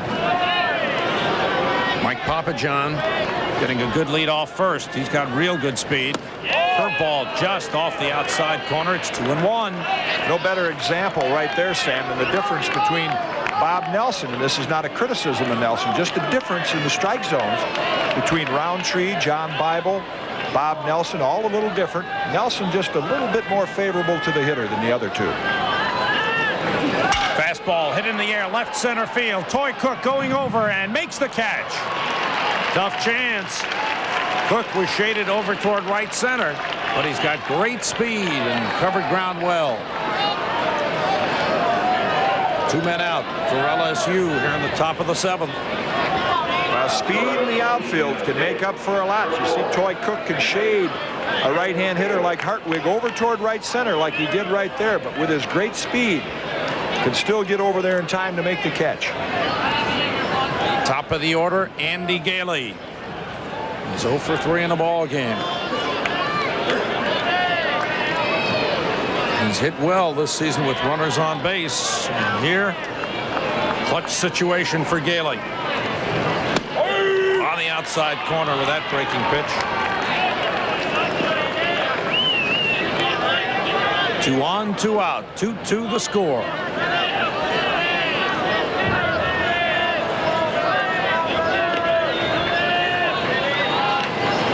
Fastball hit in the air, right field. Carey is right there, puts it away. Here's Mark Machtolf, the DH. He's 2 for 2. He tripled a drive and a run, scored on a single by Frank Carey, and he singled his last time up. Known for his defense, he has hit the ball hard twice, facing the left-hander Guthrie. Machtolf, for the most part, has been used against left-handers this season. Big difference already, Sam. We saw it the other night in Mark Guthrie. The 2 pitches he's thrown, not the natural fluid movement he had last inning. Off the end of the bat on the changeup, Gailey hustles in and makes the play. He had Machtolf way out in front through a 2-0 changeup. The reason I referred to that fluid motion is because, as we mentioned last inning, Skip Bertman concerned about Guthrie being able to pitch an inning, then sit down, then get loose again, go out and pitch another one. He's had elbow problems all year. He went down to the bullpen between innings to continue to keep loose. But Barry Manuel is beginning to heat up the Terminator just in case Guthrie has problems. There's Frank Carey, the number 9 man in the order. Carey was the shortstop on the Stanford team last season. Moved over to second base this year in his natural position. He's got good speed. Waves at that curveball. Boy, that's a tough pitch for the left-handers to hit. Guthrie's done a good job with it. That's when they tell you on the bench your heart was in there, but your rear end was back in the stands someplace. Tough to stay in on that big sweeping breaking ball right there. 1 out in the bottom of the 7th. There it is. Check swing grounder, foul. Oklahoma State and Texas play game 13 later on this evening. We'll have that for you. Here's what that sweeping breaking ball looks like to Frank Carey. Tries to hold up and can't do it. Well, that bright sunshine that the pitcher is in coming into the shadow, that's tough to pick up this spin on that ball. Pitcher's time of the night right now. Guthrie ahead of Carey, 0-2.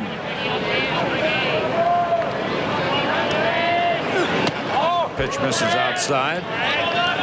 Always a lot of debate here as to, okay, it's tough to see. What do you go with, the fastball or the curve? Is it easier to slip the fastball as you look at the shadow?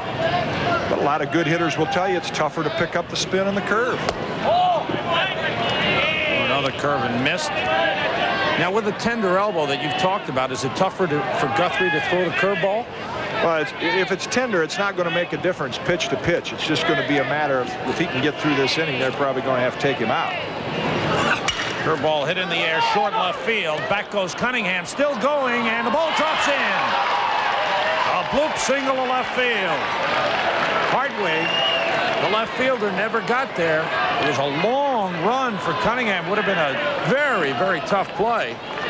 But the left fielder never got a jump on the ball, and it drops in between them. One thing, when you got a left-hand hitter like Frank Carey, not a power hitter, and you have a breaking ball pitcher, you want your outfielder in the opposite field to play shallow. Hartwig, in that particular case, look how far he has to come to get this ball. I think in that particular case, if Skip Bertman could do it over, he would have his fielder in the opposite field playing much shallower.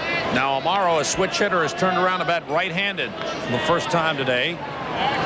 Carey, who's got real good speed, is the runner at first. Carey set the San Diego County record for stolen bases when he was in high school.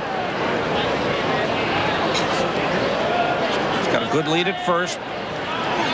Breaking pitch inside, but again Carey took a step back towards first on the motion by Guthrie. Yeah, Guthrie is taking away any kind of a jump. Unless Carey wants to just gamble and say, hey, as soon as he moves his leg, I'm going to take off. I'll take my chances. He's got a real big lead. Throw over. And that throw, and a very good play by Bush. Quickly, the reverse of that argument I mentioned in Skip Bertman's case, a lot of managers and coaches too will say, well, hey, I want my outfielders deep late in the ball game to guard against the extra base hit. Two ways to look at it.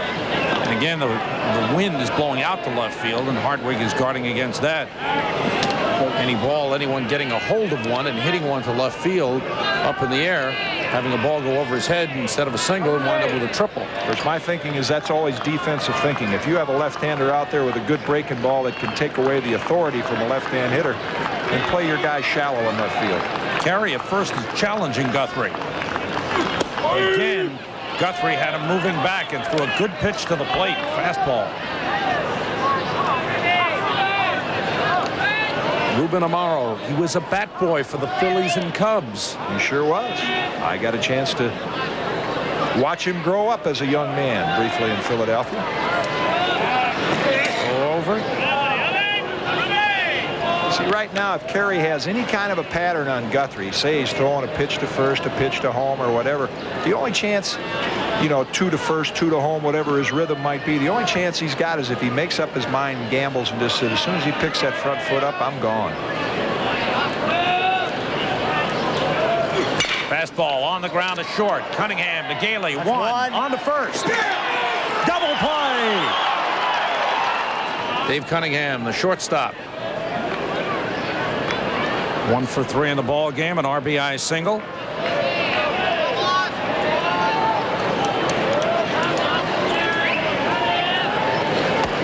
Fastball is down low. Well, Skip Bertman could not have wanted it any better than to have Cunningham, Voigt, and Faulkner coming up in the 8th inning of a tie game. Cunningham and Voigt, the 2 men that did it yesterday, the day before yesterday, rather, against Arkansas. Again down low.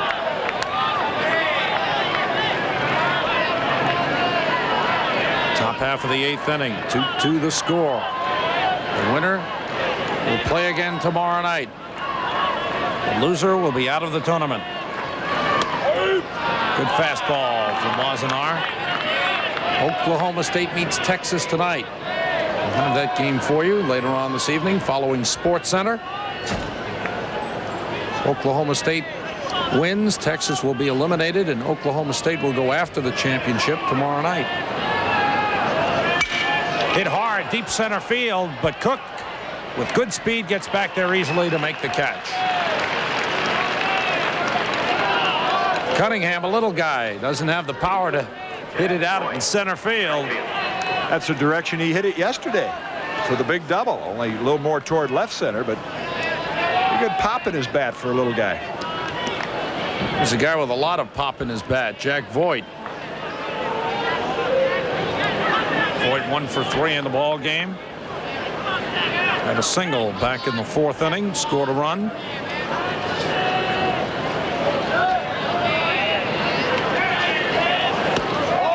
Pitch just inside. He held up in time. Bill Rosenberry. Only 1 home run between these 2 teams in College World Series play. Voigt has the only one, and it's these kind of games, Sam, 2-2 late innings where the loser goes home, that you kind of look for the game to be won with the long ball. Voigt hit the long ball against Arkansas, fouls this one down the third base side. Count 1-1. LSU left a couple of men on in the 7th inning. One in scoring position, left a runner on in the 6th. Left a runner in scoring position in the 5th. They've had some chances.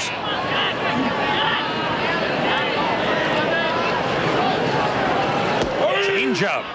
Pretty pitch from Wassenaar. He froze Voigt on that pitch.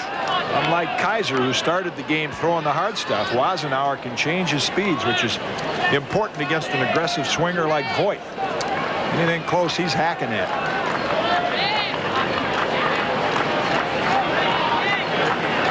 Ahead 1-2. Fastball on the ground in the hole, but there's Sprague. This time he went to his left well, got a good hop, and he throws him out.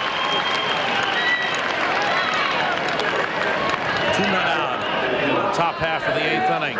Kind of like watching a tennis match. Deuce, advantage so-and-so right now. When you come into this inning, the advantage LSU. They got the meat of their order. Wassenaar gets Faulkner out.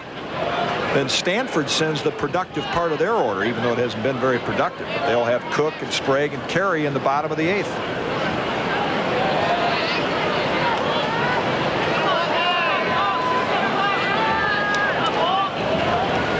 Curveball's in the dirt. Faulkner 1 for 2, 3 for 16 in the series. But no power. Had a sacrifice fly to drive in a run back in the 4th inning. Swings at the breaking pitch, doesn't get it. That's when Voigt got on a single. Stole second, moved to third on the catcher's throwing error, and scored on the sacrifice fly. And Barry Manuel, the ace of the bullpen for LSU, is up. On the ground slowly to second. Frank Carey handles it and throws him out. 1, 2, 3. Toy Cook leads off the bottom half of the 8th inning against Barry Manuel, the ace right-hander of the bullpen staff for LSU from Mamou, Louisiana. The junior, this is his 3rd year at LSU. Pitch inside. Almost thought you heard for a minute a little contact. It almost sounded like that ball might have just nicked him, because that's what Stanford would want. You mentioned Sprague getting in the way. This guy will do it. Up high. Manuel throws hard. Sometimes the 90-mile-an-hour fastball doesn't move much. 73 appearances, all in relief in his career at LSU. 9 saves last year, 9 this year. Good fastball. Cook, 3-1. Of course, Stanford hoping to get Toy Cook on. He's got tremendous speed.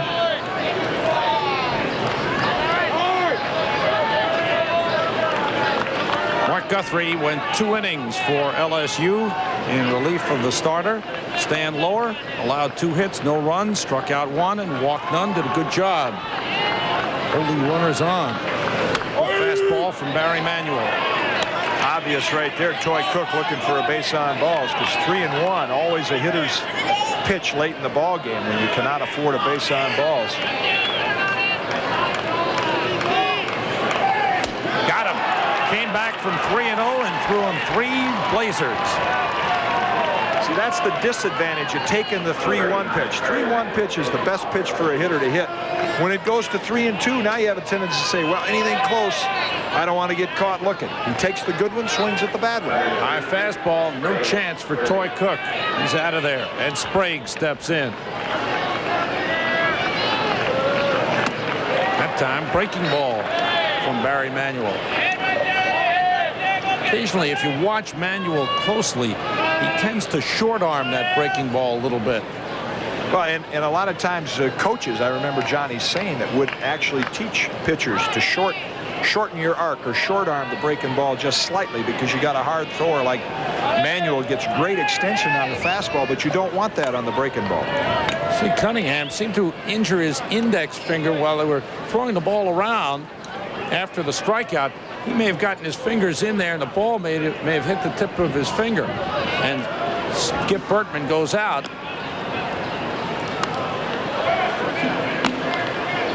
He's holding his hand, looking at the thumb.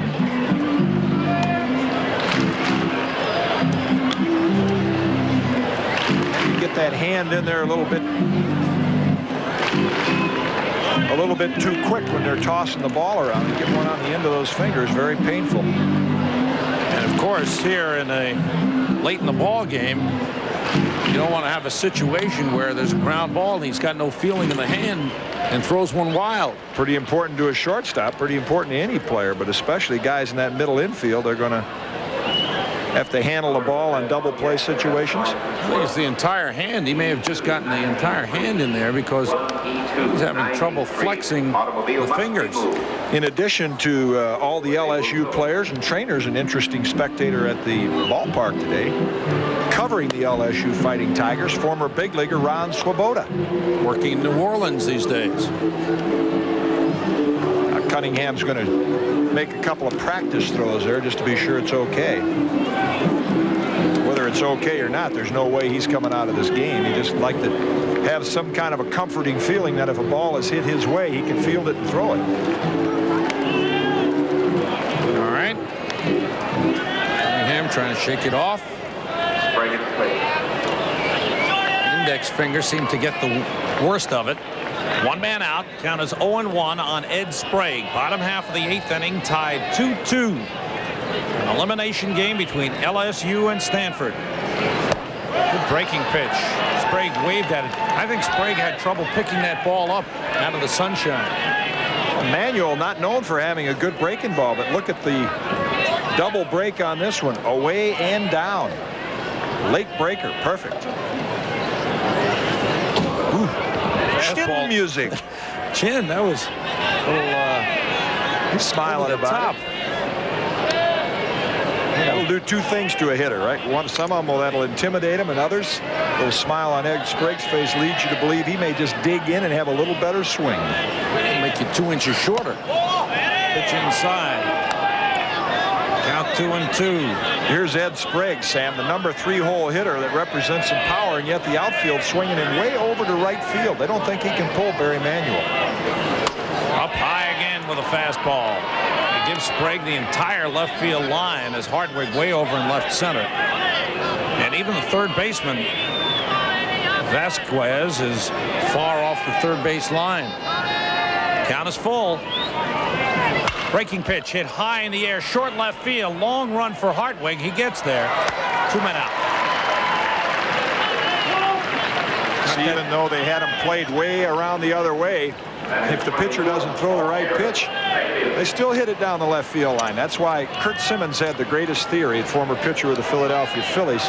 Timmy McCarver used to talk often about this. Abner Doubleday, when he invented the game, put those guys out there for a reason. You play them straight away, maybe a step to pull, a step the other way, but a lot of these exaggerated defenses can end up burning you in the long run. Here's a big matchup. The cleanup man, Paul Carey, with 2 out, nobody on, the bottom of the 8th. Fastball is outside. And again, they're playing the opposite way on Carey. Everyone shifted toward left, and they give him the right field line.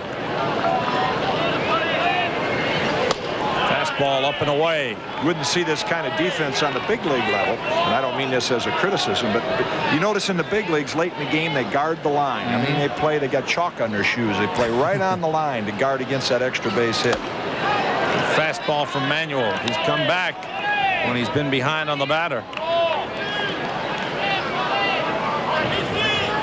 You see him swinging at that high fastball, that baby up in your eyes. Very tempting. Interesting move by Manuel. He dropped down a little on that pitch to the left-handed hitter. Missed. Down from Port Arthur. Count is 3-1. 3 straight hitters he's gone 3 balls to.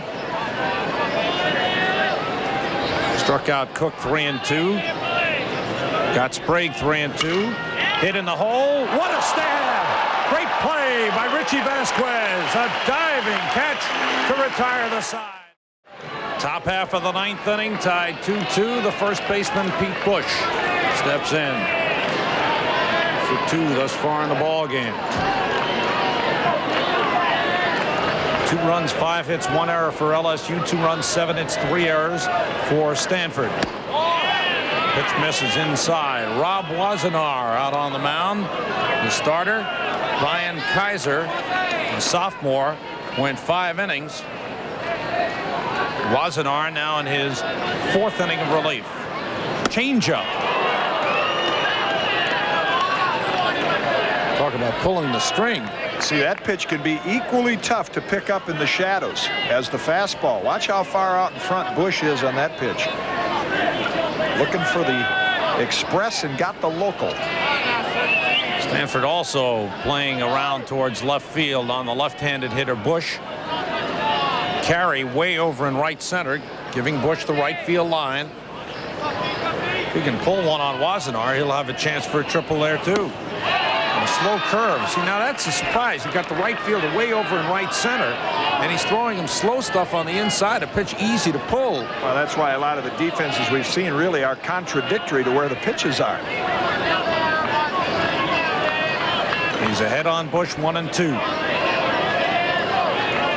Fastball hit in the air, in the infield. Esker goes back and calls and takes it. Shortstop David Esker makes the play. 1 man out. You see that big glove right there for an infielder, Sam, that David Esker has. I've noticed during the season he's the one infielder that's had difficulty getting the ball out of his glove. Most of the time you'll see your middle infielder, especially your second baseman, a tiny glove, barely bigger than their hand, because in order to turn that double play and get rid of it, they don't want it to get down inside where they can't get the handle on it. We've seen that happen to Esker earlier in the ball game. Richie Vasquez misses the breaking ball from Rob Wassenaar. Vasquez with that big swing. Enough to get one in the kitchen right here. In the living room.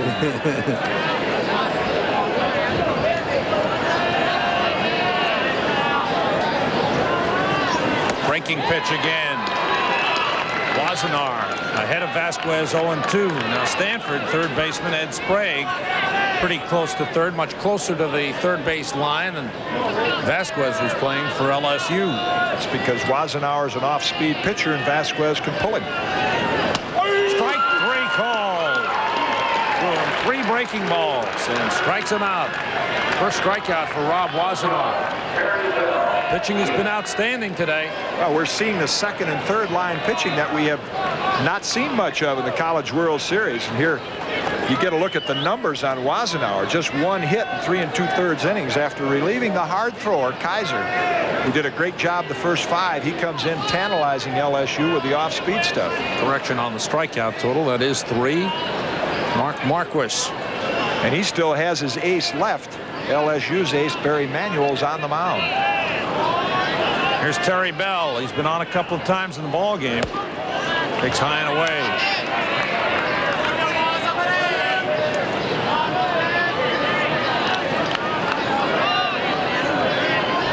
Two outs, nobody on, top of the 9th. Breaking pitch stays inside. It's 2-0 to Bell.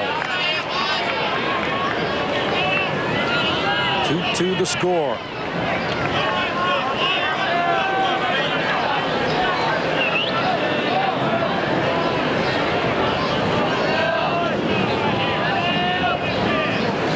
Fastball popped up. First baseman Ron Whitmire calling. Stays with it. Sides retired. Ron Whitmire, the first baseman, leads off the bottom of the 9th. Takes a fastball from Barry Manuel for a strike.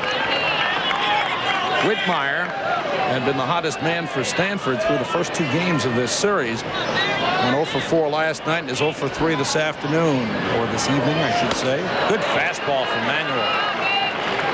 He's humming that 90-mile-an-hour fastball. Well, and up in the strike zone, his ball has a lot of movement to it when it's high. When a hitter gets a pitch up in their eyes, it looks so good and so big they can't lay off from it. Outside, 1-2. Marquis, the Stanford dugout, has to be humming, where has all my offense gone? Fastball foul back. Well, they have been true to form once you get beyond the 4th inning. There's a team, They got 2 hits. that hit 308 for the season, came into this ball game as a team hitting 210. So let's give credit in the College World Series for good pitching. We've had games where the wind is blowing in and a bigger ballpark. Fastball hit up the middle. Gailey can't get there. It's a leadoff single for Ron Whitmire. A sophomore from Long Island leads off in the bottom half of the 9th inning. A winning run at first base. See Andy Gailey right here. Get in position. No chance to make the play. Hit too hard. Whitmire hit that ball right on the nose. He needed arms about a foot longer. He did Kareem Abdul-Jabbar's wingspan to catch that baby. Shortstop David Esker with LSU looking for the bunt. Now we've seen LSU, Sam, use that bunt defense where Gailey comes charging straight in. I don't think there's any question right now that David Esker is going to bunt, try to get Ron Whitmire over. Let's see what Skip Bertman does. Now would be the time to use that play. Esker, as you see, has been a clutch performer for Stanford. See Vasquez in on the grass at third, creeping in. Esker pushes the bunt up the first base side. A good one. Bush has trouble but gets the out. It hopped up, hit Bush in the arm, and he was able to recover, but a fine bunt that stayed right on the dirt. Sometimes you'll see a ball on the dirt portion of the base path spin foul. And here's Skip Bertman going out to talk defense with his team. Well, I'm sure right now, as you see Ben McDonald in the bullpen, he's faced with the thought of he's going to probably walk Doug Robbins to set up the double play. But the man that Marquis has put into the lineup today, we're going to get a look at the bunt in the DH spot. Good pitch on Manuel's part up in the strike zone. Now right here, Bush can't really afford to let it go and take the chance on it squirting foul, so he picks it up, almost loses control of it. But Mark Marquez put Machtolf in the lineup today. He said he's a senior. He's got big hits and big games. If they elect to walk Robbins to set up the double play, he's the guy once again who'll get a chance to deliver the winning RBI. Runner at second is Ron Whitmire. Cunningham, the shortstop, moving in behind him, trying to keep him close. And pitching to Robbins. Fastball misses outside.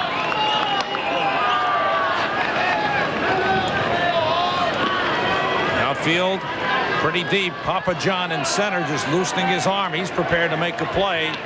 Papa John and Voigt have good arms out there in center and right. Fastball way up there to Robbins. 2-0. One man out. Bottom half of the ninth inning. Score tied 2-2. Stanford with the winning run at second base. Junior catcher Doug Robbins. Fastball. Ooh, the big swing. Manuel with a big fastball. Sam, if you're Ron Whitmire, the one thing you want to do, you want to try to score the winning run if that ball is hit to the outfield. He is not getting a very big lead. Look how close to second base he is. Unless the ball is hit between the outfielders, he's going to have trouble scoring with a lead of that size. Fastball hit over the head of the pitcher. Tough chance for Cunningham. He makes the play. 2 men out. But Whitmire goes to third. The winning run now 90 feet away.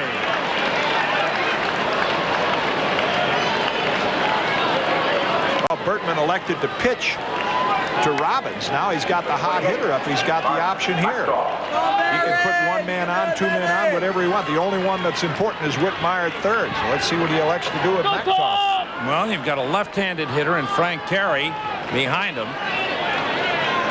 And Machtolf had a triple, a drive in a run, and a single. Manuel brings the fastball high. You got a left-hand hitter, but you have a left-hand hitter that's hitting 100 and a right-hand hitter that's hitting 500. Frank Terry and Ruben Amaro. Whitmire, the winning run at third. The pitch hit high in the air, short left field. Hartwig comes over. He's under it. We go to extra innings. Extra innings. 2-5-1 for LSU. 2-8-3 for Stanford. Papa John, good speed at the plate. Good bunter. Good eye as well. He did some leading off for LSU last year. Just hasn't hit for an average in his career. Outstanding defensive player. Fastball. Wassenaar missing. Good pitching job by Barry Manuel getting out of that ninth inning with the winning run in scoring position. Now LSU really sends some speed to the plate here. The first 4 hitters, if they get to 4 hitters. On the outside corner. 5th inning of pitching for Rob Wassenaar. Brian Kaiser started and went 5. Wassenaar has now thrown 57 pitches. Fastball hit in the air, center field. Toy Cook going back. He's there and makes the catch. Casual way of making the catch. He just glides with the ball. Good instincts out there. Gets a good jump on the ball.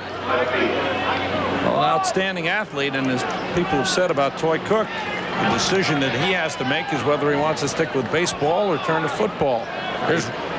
He'd probably make a phone call to Bo Jackson before he makes that decision, Sam. Here's Rob Hartwig, the left fielder. Hits it off the hands, but dumps it into left center for a base hit. So perhaps the fastest man and definitely the best base stealer for LSU is on with 1 man out. Now, up till this point, we've seen both clubs play cautiously, especially LSU. They had a chance the last time Papa John was at the plate with Terry Bell at first. 3-1 count, and they waited and waited, and eventually Papa John walked. Now, right here, it'd be interesting to see whether Hartwig would try right off the bat, first or second pitch, to get that lead run in scoring position. Only the second hit off Rob Wassenaar since he came on in the 6th. Hartwig with a lead at first. Wassenaar with a good throw over. This is where that college rule of the balk move makes it so difficult for the base runner to get a good jump. That time Wassenaar with a quick move to the plate. Andy Gailey, the second baseman, handles the bat well, gets the signs from Smoke Lavelle, the coach at third. One man out in the top half of the 10th inning. Hartwig was leaning, and they almost picked him off. He was leaning. He looked about set to go. Hartwig has got the green light on the bases.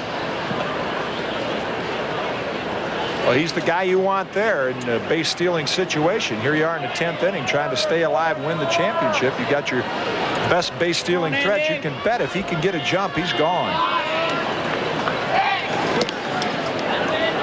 Wassenaar really working on him. Action now in the Stanford bullpen. Steve Chitrin, who was up earlier, is back up again and heating up in a hurry. Fakes going. Pitch is taken down low.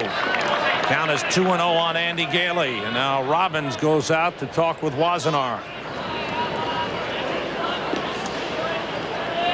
Mark Marquis looking down to his bullpen out of the Stanford dugout to check on Chitrin. Chitrin is ready. Hartwig gets to scoring position. He's in there. Stanford has the last at bat. They're the home team, so Chitrin, in effect, being the ace, can come in and shut them down in the top of this inning. It's just almost the same as saving the ball game. One man out. Top half of the 10th inning. Score tied 2-2. Senior right-hander Rob Wassenaar. Hartwig. Runner at first.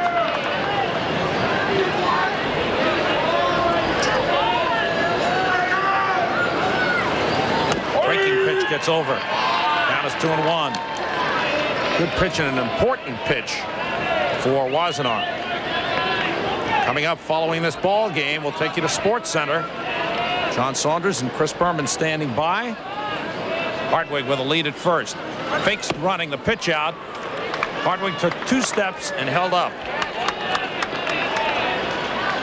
Count is 3-1. Something you don't usually see, a pitch out with 2-1. And Wassenaar is really doing a good job of unloading the ball quickly. Yeah, that's a risky move there. Low percentage move. Runner goes. Pitch is taken. Ball 4. Hartwig had a great jump and he slid in head first. But Gailey works the walk. And now LSU runners at first and second with one man out. That's really backing yourself into a corner, Sam. I mean, even though Wassenaar has shown great control, when you pitch out and go to 3-1, they're human beings out there, not machines. It's difficult to throw a strike under those kind of conditions. Really has put himself in a hole here. And he's facing perhaps the best clutch hitter, at least one of the best clutch hitters on this team. Dave Cunningham, the shortstop. He came through with a big hit against Arkansas to drive in a couple of runs, a double in the 7th inning. And a single and an RBI in this ball game. Good speed on the bases for LSU. Breaking ball. Missed. Ball 1. Hartwig at second. Gailey, the runner at first. One man out. Stanford defense playing for 2. Fastball misses. Wassenaar may be tiring a little bit. This is his 5th inning in relief. And Mark Marquis is heading out to the mound. With a count 2-0. Big decision here for Mark Marquis. Well, LSU sent their fastest and their smallest hitters to the plate. He's had some tough strike zones with Hartwig and Gailey and now Cunningham, and that 2-1 pitch out just really turned things around. And you see what Marquis is going to do right here, Sam. He's going to bring in Steve Chitrin with 2 on, 1 out, and a count of 2-0 on Dave Cunningham. Steve Chitrin comes out of the bullpen to try and keep LSU off the scoreboard and keep this game tied. 2-0 on Dave Cunningham.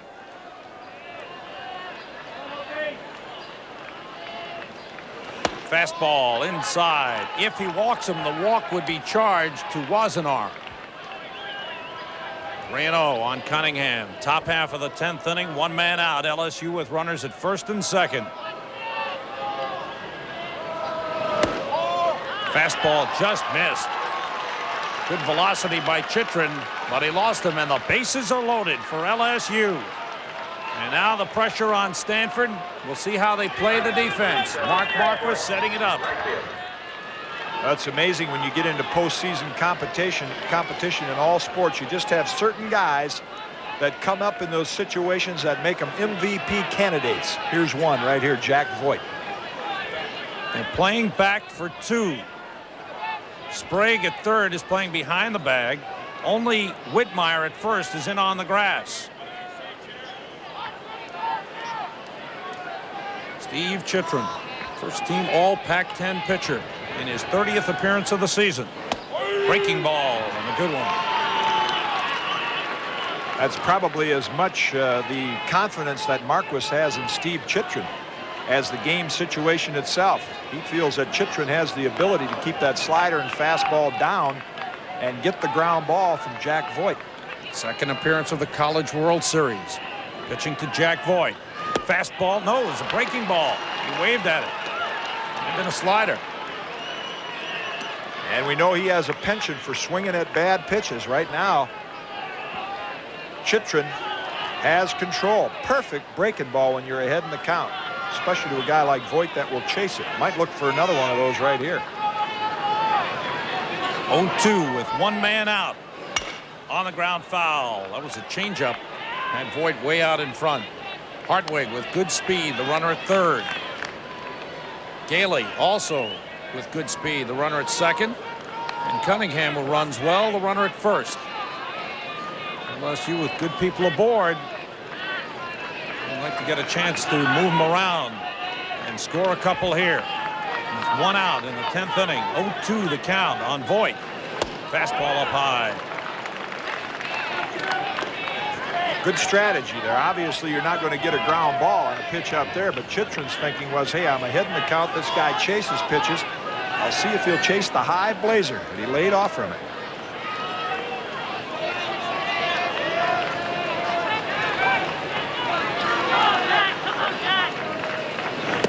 Inside. Count is even at 2-2. 2-2 is the score. It's been that way since the top half of the fourth inning. As these teams fight to stay alive in the College World Series. Breaking pitch. He just got a piece. Really giving Voigt a big hole in left center. Part of that might be because Chitrin on that pitch right there, he will throw primarily the slider and try to keep it away from the right-hand hitter. See where Toy Cook is, way over in right center field. And the kind of power that Voigt has, they're gambling that he can't pull the ball in the alley.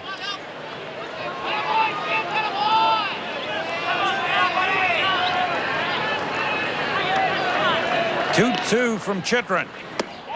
Just missed. Well, he's got to come in with a strike now. Or fall behind. That's it.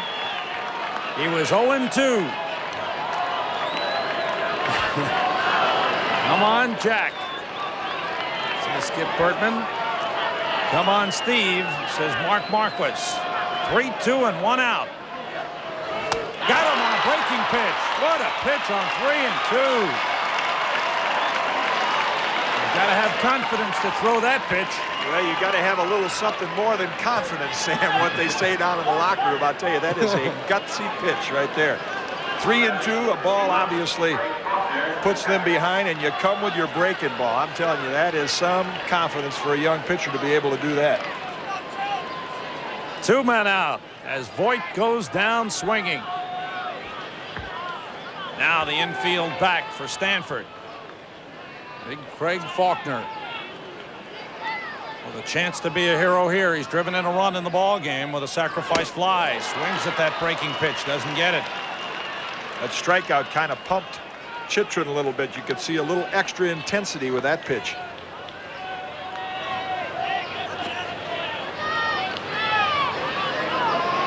Bases loaded with 2 men out. That pitch, base hit left field, down the line. 1 run is in. Gailey around third. He'll score. Here comes Cunningham. It's a bases loaded double for Craig Faulkner. LSU leads 5-2.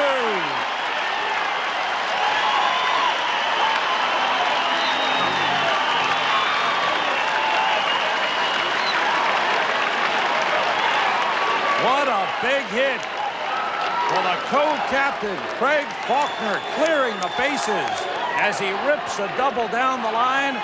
Those 3 runs all charged to Rob Wassenaar. You saw him there. Well, at the top of the show, we mentioned Faulkner's bat has been quiet. It's been Jack Voigt that's led the Tigers. Voigt strikes out. Watch Faulkner. Chitrin doesn't get the slider on the outside part of the plate, and the big guy hits it down the left field line to clear him up. He got the big strikeout on Voigt, and LSU cashes in on the 2-out double by Faulkner. Here's Pete Bush. Lines it into left field. In comes Amaro. He got it. Beautiful sliding catch by Ruben Amaro. Saves a run. Here's Frank Carey to lead off the bottom of the 10th.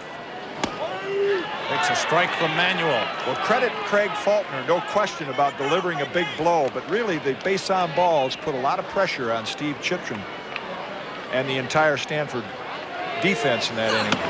Fastball and misses inside. The pitching for both teams has been outstanding in this game. Lower started. Stan Lower, senior right-hander, started for LSU, went 5 innings. Mark Guthrie came in, pitched 2 shutout innings, and now Manuel is doing the job.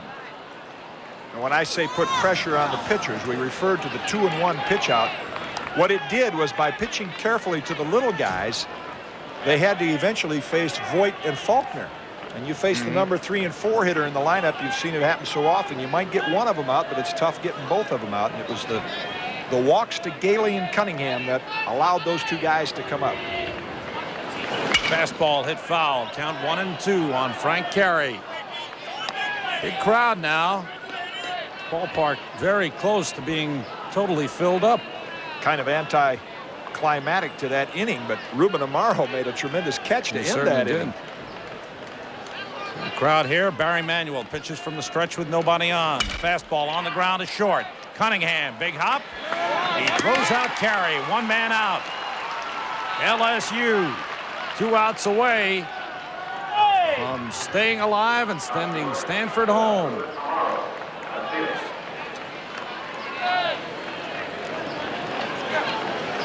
Ruben Amaro steps in. One of the problems for Stanford, those guys up top of the order have not been getting on. Amaro 0 for 4 in the game. Did get on a bunt that was mishandled to start the ball game. Troy Cook followed with a single, then Cook got picked off.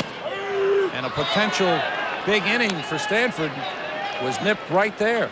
And once again, we've pointed out, in case you joined us late, Stanford from the 4th inning on, in all of the College World Series games, has not scored. Breaking pitch on the inside corner. And they've been shut out in this game since the 2nd. They have scored. I say they have not scored. They have scored 2 runs, but they have not been very productive. Just 2 runs in all 4 games from the 4th inning on. Tough to win that way. 0-2 on Ruben Amaro. Missing outside. Oklahoma State meets Texas next. Nervous moment for Stanford. Rally caps aren't in the Pac-10. You don't see them in the Stanford dugout. Foul back. Just missed coming up here. Amaro stays alive. Barry Manuel said good stuff. Last year, 9 saves in 41 appearances. This year, 9 saves in 31 appearances. 7-3 1-loss record. Has a chance to pick up a win here. Foul tip on the check swing. A tough breaking pitch. Just ticked the bat. LSU dugout. They're ready to run out and celebrate. Confident dugout right now. They still got a little work to do. You see Skip Bertman calling those signs. Still got 2 outs to get here. It's not over. Breaking pitch foul. They'd like another shot at Oklahoma State. Cowboys beat them earlier this week. Game that started Monday night, finished up Tuesday afternoon. Oklahoma State rallying from behind. They were down 6-1.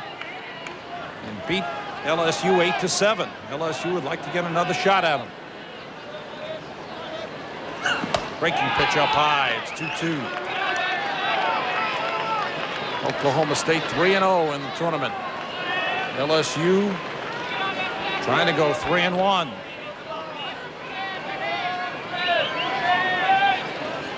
Two to Amaro.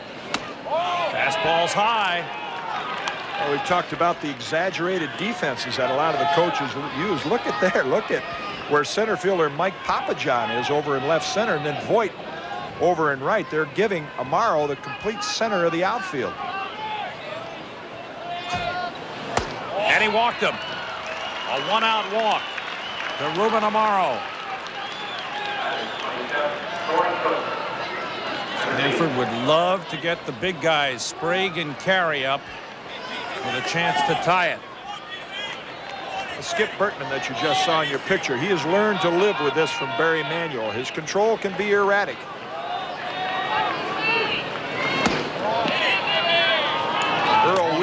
Earl Weaver would probably call Barry Manuel full pack when he had Don Stanhouse. Stanhouse would pitch like this, 3-1, 3-2, and Earl would go through a full pack of cigarettes in one inning. Toy Cook, the batter, takes a good fastball, 1-1. In the bottom half of the 10th inning, LSU leading 5-2. Barry Manuel closed the door on Florida State earlier in the tournament. In the extra inning ball game, game 2. Game was 1-1 into the 10th. LSU scored 5. Florida State got 1. Manuel was there in the 10th inning to close the door. 2-1 to Toy Cook. 3-1. Now the walks killed Stanford in the top of this inning. Barry Manuel is about to put himself in jeopardy with base on balls. That's Big Ben McDonald down there. He walked him. And now the tying run will come to the plate for Stanford, and Skip Bertman will go to the mound. And looking toward the bullpen. And he's going to make a change. He's going to bring in Ben McDonald. Ed Sprague, the leading home run hitter for Stanford, at the plate. Breaking ball for a strike. One man out. LSU defense playing for 2. We're in the bottom half of the 10th inning. It's Sprague looking for a home run to tie it. McDonald looking for a double play ball to end it. Breaking pitch. It hit him. Hit him in the back. This time he took one for the team. And the bases are loaded with one man out. And the big hitter from the left side, the freshman, Pete Carey, comes up. Well, you get a look at the breaking ball that slips out of the hand of Ben McDonald. And you're right. This time Ed Sprague says, hey, I'll take one for the team. That'll put the tying run up there. Boy, things change in a hurry in this game of baseball. It's just about the time it looked like LSU was ready to celebrate. They are in trouble. Going to have a pinch runner. Eric DeGraw. And will just go down. Excuse me, Sam, just for past reference, Ben McDonald is the pitcher that surrendered the game-winning home run to Jimmy Berrigan, the left-hand hitting first baseman from Oklahoma State. Of course, right now he has a powerful left-hand hitting freshman that has been held down up till now, but he's dangerous. Paul Carey, 11 home runs. Bases loaded, one man out. Tying runs on for Stanford, winning run at the plate.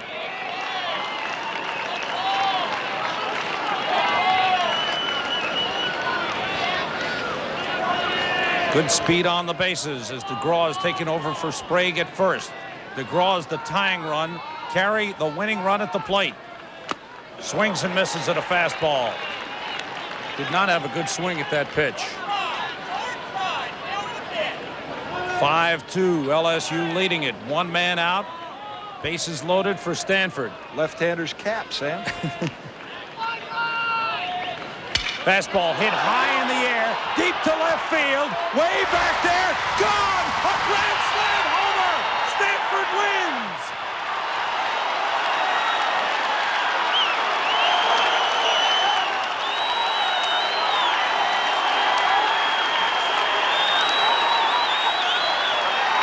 The Stanford Cardinals stay alive on a grand slam homer. by Paul Carey, and Paul McDonald absolutely beside himself.